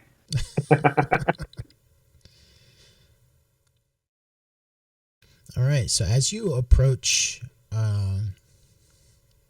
Sildar and the Phandalin patrol and kind of everybody here, they're all still celebrating a job well done, and Sildar comes up to you and he kind of puts his hand like straight up in the air, and he says, "Come on, up high, soldiers." I just look at him. Yeah, I'm just gonna stare at him too. You're looking a little more peachy than I saw the other day. Well, the rigors of the 9 to 5 can really wear down on you, but once I get my armor on and my weapons in my hand, I feel younger than ever. I go grab Argus. Did his body like decompose or anything like that, or is it just I don't know what vampires do when they die? Yeah, Argus he's just kind of still laying there. Uh, No major changes to his body. I would like to go take one of these wooden sticks that the kobolds dropped and like shove it through his heart just to make sure. Then I'll drag his body over to Sildar and be like, "You have a vampire problem in your town." As you stab Argus in the heart and make sure that he is fully dead, make a perception check.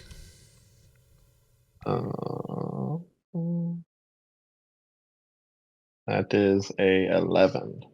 Okay, on an 11, you notice that his clothes are riddled with these thorns and various barbed seeds from plants that you recognize from the Mirror of Dead Men. Okay. I file that away. Seeing this, and you also notice the ghouls are marked on their foreheads with the symbol gross. of Merkel. They have the skull within a triangle that you recognize from the Hydra. Some of the other members of your party might recognize this symbol from their encounters with the followers of Merkel as well. Yes, I do.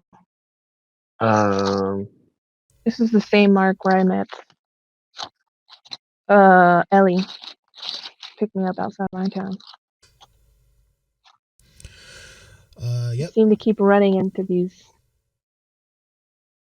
Sildar, as you drag Argus's body over, Sildar looks around and says, yes, it seems like we have a kobold problem as well. Yeah. Did any escape? I don't think any kobolds escaped, but I don't think they were. I don't think they were by themselves.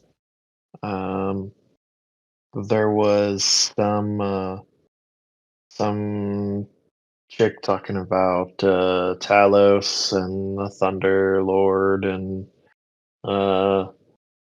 she seemed to be who was leading them, but I don't know where she ended up, which is not a lie. I do not know where she ended up. But you are hiding something. So go ahead and make a deception check. I want to add on, like, you didn't know you had a kobold problem. You had kobolds working at a local store, And you didn't know you had a kobold Oh. problem? He rolled a natural 20 on his perception. But it's not really perception. I think it would be more like insight. Mhm. So I don't think he gets that +2. I'm gonna say he's gonna get a +0. So, but it is a natural 20. So I think he can tell you're lying. And his response to the question about the kobolds, he says, well, yes, we knew we had kobolds, and I know who you're talking about. It was probably Leilon Firecrow. She's the one who the kobolds were following around. So, of course, I knew we had kobolds in the town. It was a big to-do when she arrived, and everybody seemed to love the kobolds, but I didn't know that this was a problem. Well, maybe you should go talk to her. For See what's starters, going on. he destroyed your shrine to. Oh, who was the shrine to? It was the shrine of luck to Tamora. Yeah, she destroyed your shrine of Tamora. I'm sure she might be responsible for. I mean, have you seen any other religious things defaced? No, and we did collect some evidence from the shrine after it was destroyed, but we couldn't link it to anybody or anything. Our investigation was not quite completed. We did take some notes about the damage that was done, and then we were hoping to talk to Sister Grail when she returned, but we noticed that there were some vials of holy water that had been set aside. I think Sister Grail had planned on having those delivered to somebody when she got back, but other than that, we didn't find any other evidence at the site. Do you have were those for Leilon? Because we are here, picking up. I motion to like the carts and the horses that are set aside, and we're here to pick up all the stuff for Leilon. And we're supposed to pick up some holy water. Is that the holy water that was set aside for us? You know what? Now that you mention it, yeah, I think it was. Hey, Derek, and you see Derek runs up. He's like a dwarf. Derek, run back to the town hall, go to the evidence chest, and grab those vials of holy water. I don't think we'll need them anymore. I think we've solved this case of who damaged the shrine. And then Anlo, Bram, and Kale, I want you guys to secure a perimeter and keep eyes and ears out for Leilon Firecrow. And so these four all disappear to go do their various tasks that they've been given. Before long, Derek does return with 10 vials of holy water. And he holds them out and to give them to you. Are they like individual? Are they like in a container or? Yeah, it's like a. I don't know. It's like a case of vials. It's like a small box. They're all situated in there. I will set it in the cart that I was driving. And then I'll say, well, I guess we should, we were headed back we had set up camp outside of town. So we'll be headed back there if you need anything. And I stop in like an ebony, and I say, I guess I would try and say this while Derek was gone, while it was just us. Yeah. I would say, we have some mutual friends that would appreciate getting to talk to you outside of camp. I know you were busy earlier, but I think considering this little favor that we just did you in helping kill, this vampire, I think it would be nice if you could accompany us outside of to the edge of town for just a few minutes. Just Sildar. Yeah, that might be okay, but before we leave here, I had a couple of questions. Now, you're sure you don't know what happened to Veline? I have no idea where she went. Okay. All right. And then... I mean, we roughed her up pretty bad. I mean, she may have ran out and bled out in the woods. I have no idea. Yeah. She mentioned running back to her cult. But I have no idea. Uh-huh. Okay.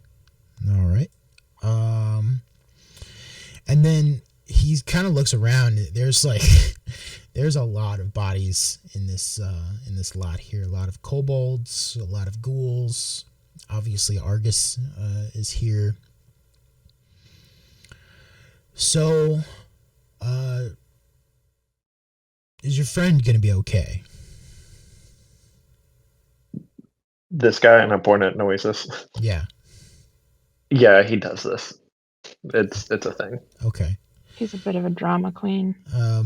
Regardless, the Yes, three of you, like we showed up and kind of cleaned up, but the three of you did quite a bit of work. Just on your own, huh?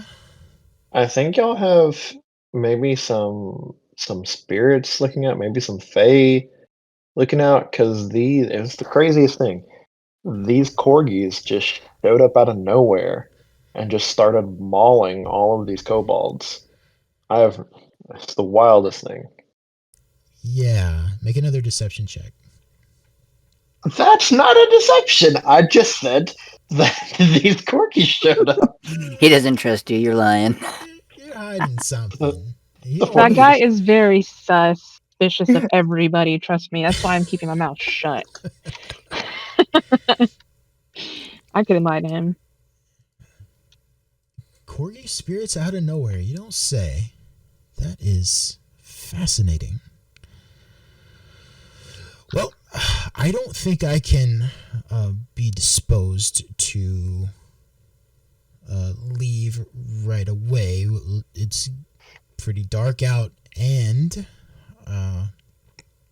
we need to find Veline. And so I'll probably be burning the midnight oil once again in order to solve another case that plagues our town. But I do trust you enough, seeing the damage that you've done to the kobolds and these ghouls and the way that you've helped our town. I'm going to give you this. And he hands you a pouch. It's pretty large pouch. It's pretty heavy. And he says, take this to your fellows. And he kind of winks at you, assuming that you know exactly who he's talking about. And let them know from Gundren that there's more where that came from. I'm gonna swipe the pouch. Oh yeah. Thank I you. have a question. Yep. Sappy ate shit somewhere in there. Somewhere in there. Yeah. Can they please pick up my poor Sappy I when they're leaving? I would pick up. I need to give him some fertilizer or something. He's hurt. Poor Sappy. Yeah, you see Sappy is looking pretty rough. The loot that he was kind of carrying on his back, is the strings are all broken and it's cracked, and his branches are snapped. A bunch of his leaves fell off. Kind of looks like Britney Spears after she shaved her head. Jeez. He's looking real bad.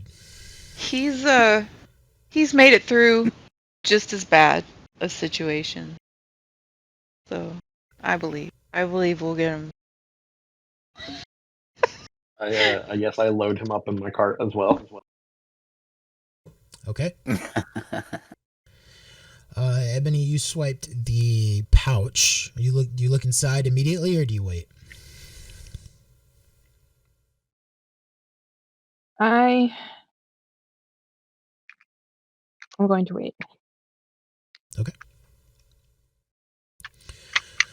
So, with the holy water, with the wagon, with the carts, with the horses, with the pouch, and with the blessing of Sildar and the Phandalin patrol, and with some smushed up sandwiches.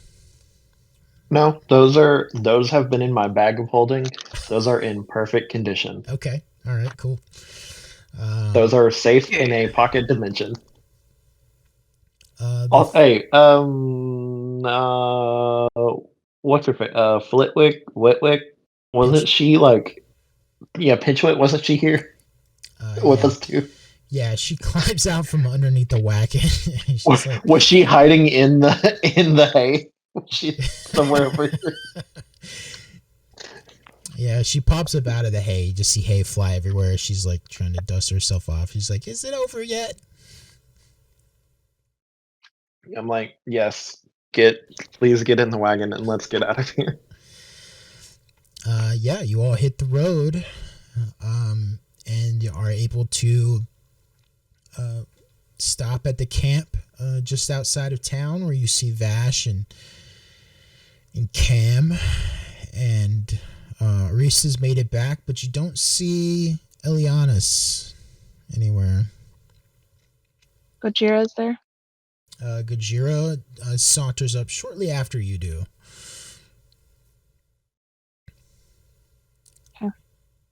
Mm, A little after dark, just Oasis be like, oh, where am I? Laura's like, stop being so dramatic. Yeah, I think by the time you're arriving at the camp outside of town is when Noesis wakes up. And then I'll just like, oh. You could have at Slap you least with removed these arrows. No, if you pull them out, then it gets worse. I actually reach over and like pull them out and then hit him with a cure wounds for 13 health. Yeah, that's like 6 times more health than I had. I'm gonna grab a sandwich, 2 sandwiches, walk over to Mac, and Gojira's with me. And I'm gonna give him the sandwich, like, hold it out to him, and then let Gojira eat it. There's your sandwich. My eating sandwich noise.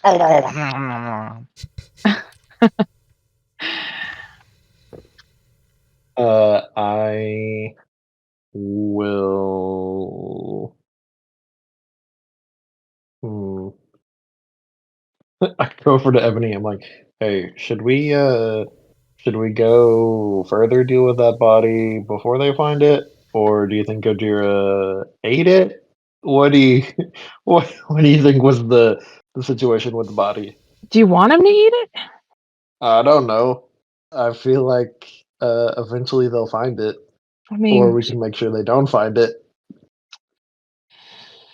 Does Gojira eat people? Gojira eats when I give him. Do you I don't want know to if I give want him that crazy redhead? No, she's a bitch. Let's just we'll take her along for a while. I don't know, Okay. drop her in him. Before mold earth a grave. Yes, somebody do that. Let's do that. Before the end of the night, I will I guess I would ask Gojira to take me to wherever he left the body, and then we can get out of there with the body in tow. Okay, yeah. Gojira leads you to kind of I would say it's not a large tree. It's a little bit smaller. But it's a pretty sizable tree, and he's basically just kind of tossed the body like on the tree, or not on the tree, but next to the tree, opposite of the town, so that the tree would obscure a sightline to the body. Not hidden very well. And fortunately, you don't see any of the Phandalin patrol scouring this area, so you're able to grab the body pretty easily and bring it with you. And then I guess the only question that I have is, are you getting on the road now? Are you leaving now, or are you going to try to camp? Because it is getting pretty late at night. I need a nap. I need a nap. I need a major nap. Yeah. I need like a long rest kind of nap. Yes. I had just as many arrows poking out of me. Did Sildar say he was going to come in the morning? Possibly. Sildar probably could be convinced, but he didn't give you any inclination that he was going to come with you at all. Okay. Oh, I guess I should give Arista the bag. Here you go. This is from Sildar. Band. And I told the other dude that you told me to talk to. Oh, the other dude. I learned, next time someone has to talk to someone, it is not going to be Ebony. Yeah. The other dude, another G-man. All right. He Gundren? I'm assuming? Gungan, yeah. Oh, okay. I gave him your address. He wants to send you stuff. Oh, well, But also, I think that bag is also from Gundar. Yeah, what He said there's more where that came from. Well, that's good news. Got some income now. Yeah, do you open the pouch? Yeah, I guess I can open there.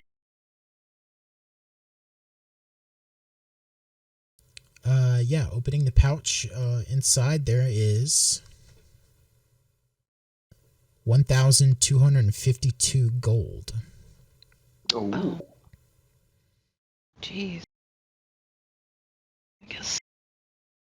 I guess I can add that. I don't want to add it to my stuff because I'd rather us have like a joint, like where we keep all our money.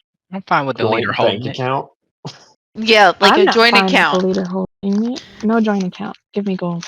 Well, you didn't have anything to do with why we're getting this money, first of all. I came and got that money, okay? And look at how much Barely. trouble it got me into. Look at all Barely. these. Barely. Barely got the message across. Oh, I wasn't there for that, but I was just saying. How did it feel to tiptoe into Phandalin again? Awful. I didn't want to come in there. I did hard time in there. I don't want to do more hard time. I'm pretty sure they'll just hang me next time they catch me in there. Yeah, those sandwiches are worth at least 200 gold. Delivery tip. Worth it.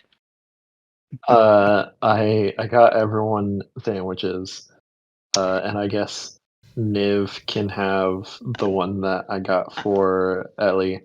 I need to make. Oh, there's onions on this one. How much money was in there? 1,000. What? 1,252. And Noesis has been with you the entire time, so I would say that you have enough sandwiches for everybody, but now you just have one extra because Elianis is not here. Then, Did I eat Eliana's sandwich too? I ate 2 sandwiches. It was great. well, I don't know if I bought one for Gojira, but Gojira ate one. No, he ate Cam's. Let him have his own. Okay.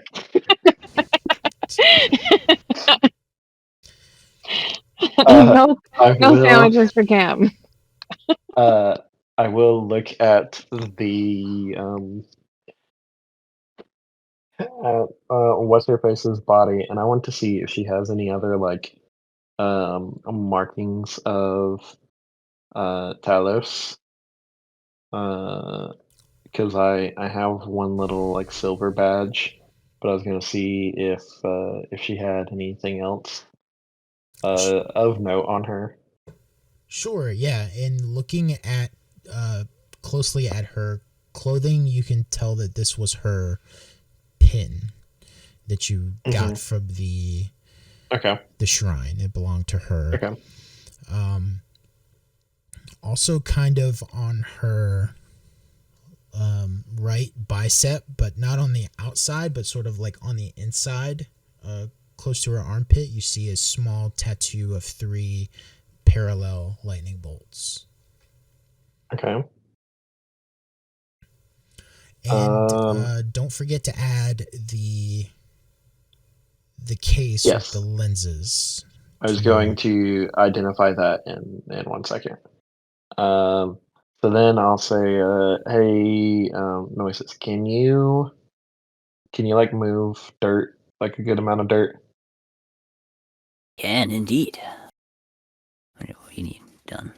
You want to make like a hole like 15 feet deep? Okay. Drop her in it? Yeah. I do like some martial arts dance and like stomp on the ground, do some earth bending, move the dirt out of the way. Excellent. Dirt. And then like just shove the body in there. Hopefully more than 5 feet deep. Like somewhere. It would probably just take like 30 seconds to make a huge hole. Yeah. And then I'll also like pitch my tent on top of the hole, so that there's no like if what's his face shows up at camp tomorrow, Sildar shows up, he's not like, oh, what's that hole? They're like, well, my tent is covering the hole. Damn, you know how to hide a body. That's Hey. concerning. It's a learned trade. Is there a sort of ceremony that you want to perform with this, or are you just burying a body?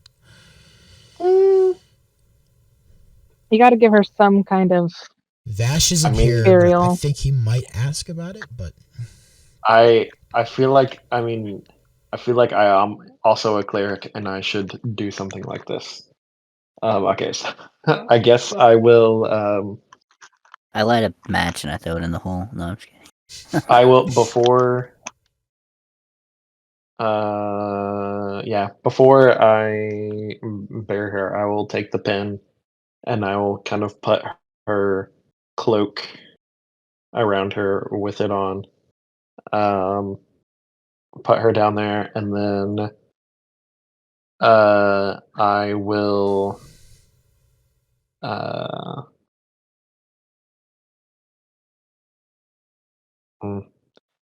just do I know anything about any like Talos beliefs or anything like that of the afterlife? Like, do I know if they have any, burial ceremonies or anything like that? I don't think no. So as a cleric, I would say that you have probably performed ceremonies or rites like this for other people before, and even people from religions other than yours. But the Talos is more of a cult, not necessarily like an established religion, and so it's one of those things where like people don't typically advertise that they're a member of the cult for fear of being attacked or just outcast from society in general. So not much is known about what sort of ceremonies they perform. It's pretty secretive stuff. Then I'll just kind of lay her down, arms crossed, and then lay her her short bow on top of her, and then toss up a quick prayer to my deity, which I wrote, Gond, the god of blacksmith. I kind of toss that up to him. Okay. And then let Noesis move the dirt back. Oof. Oh, it's a lot of respect you show an enemy. Dead or dead. No one deserves to be treated poorly after they're dead.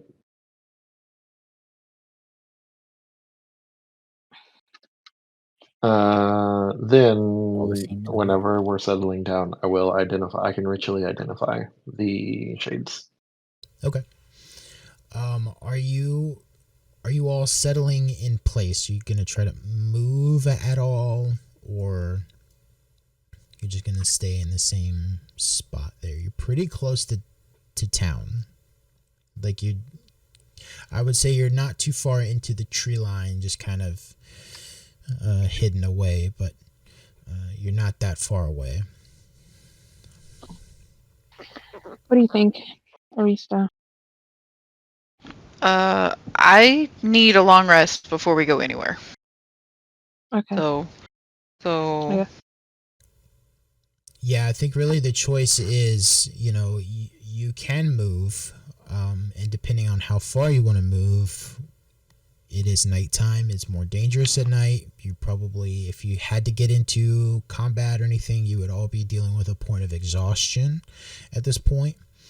But the risk of staying so close to town, especially with a search party now, you run the risk of the Phandalin patrol coming across your camp. Whether that's good or bad, you don't know. I say rest You and do have some exiles with you. hide. Well, we're not in the town. They should leave us the hell alone. Yes, but imagine the exiles just kind of hanging out on the outskirts, right? It's not a good look. I feel like we could argue and explain why we're there and why we didn't come into town, why we're outside. I don't think there should be any problems. Yeah, you probably could. It's just something as a DM I wanted to make you aware of. These are your choices. Yeah. I feel like we're only going to be here overnight, just resting because we've got to move all this shit the next day. So we're leaving within 24 hours. So even if they come up on us, we are planning to leave after we rest, and we're going to go. Okay. And head back to where we came from. Now, whether one of the other exiles tries to make a scene, I can't really control that. But myself, exactly. So I feel like, we could talk our way out of like any problems if a patrol came up on us, because and plus we've got the saviors of the town, like from that battle or whatever. They were there. They fought off all the nasties in town. So I feel like that should have some weight if we had any problems too. Be like, get Sildar. He'll tell you that, Ebony and Alara and Noesis were defending the town from Noesis vampires. Definitely savior of the town. Savior of the town. So yeah, I feel like even if a patrol came upon us, we could reason our way out of any conflict. With our fists. No, absolutely not. We don't need to be getting into any more trouble. And then, we got Pinchwit there. She could vouch for us too, that we were helping with this whole trade situation. So I feel like we got enough people to Kill Kill any patrol. I got you. No. Oh my god. And that is how we got exiled in the first place. Well, I mean, kind of, yes. Kind of what happened. It's kind of exactly what happened. Yeah, so I'm guessing everybody is in agreement with that plan to long rest in place. Yeah, Yes. I'm fine with that. Cool. Agreed. Yeah, And and discuss.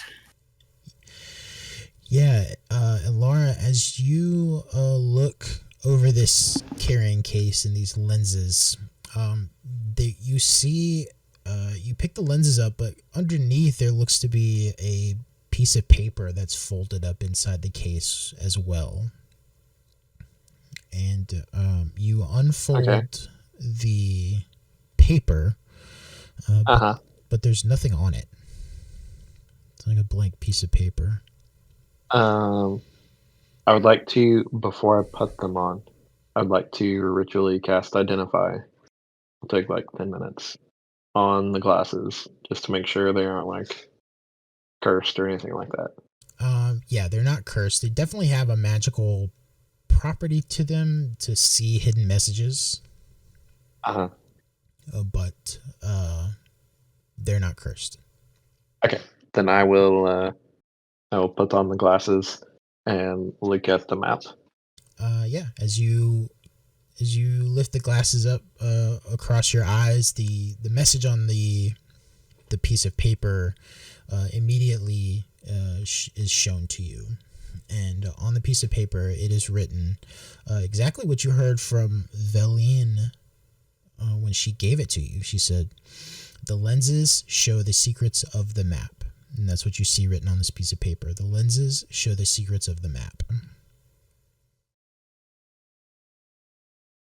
And on the other side, nothing. Yeah, nothing on the other side. Okay. So, yeah, you all take your long rest.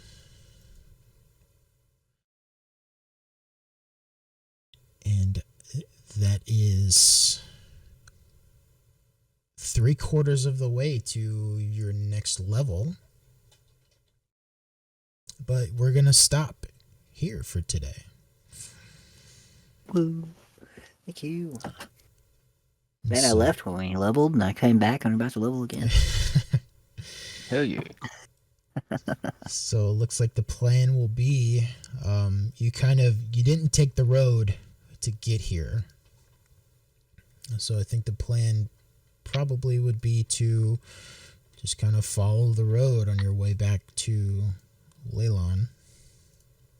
Up to you, of course, but I think that would be the best option for you all. I think we should go check out Thunder Tree. It sounds awesome. I've never been there.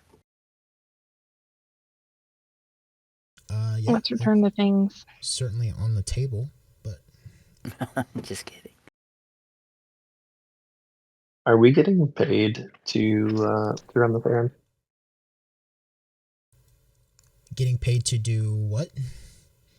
To get the stuff for Leilon? We have to run a business here. It's the Silverhand Company. Yeah, I think there's a case to be made once you actually get back to Leilon, because the town council is who sent you. It's like a halfway between a favor for Pinchwit. Pinchwit kind of asked Orista if she could come and bring her friends and that whole thing. And then the town council had some errands for you to run. So I think once you got back to Leilon, you could probably make a case to get paid for that job.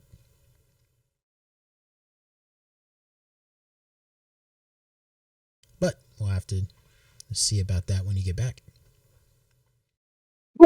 Excuse me. So cool. Yeah, that was a long combat session. Yeah, I felt bad like feigning death right at the beginning. At the same time, I thought it was hilarious, so I'm fine with it. Yeah. It was fun. Hey, you did more than Pinchwit did in 3 fights. Yeah. No, she didn't even try. She Hey, didn't try running for help. Like, she who just is went Pitch? straight to hiding. What a great question. Yeah, she's. Listen, you got some NPCs that joined in and helped you fight, but they can't all be fighters. She's just a Can she be simple goat herder. a runner? Not a I'm hider? just saying, you can't say we're going to avoid the road and go straight through the middle of the woods and then refuse to fight. Well, you have a whole trip back along the road with her to where you can maybe talk some sense into her and tell her how combat's supposed to go.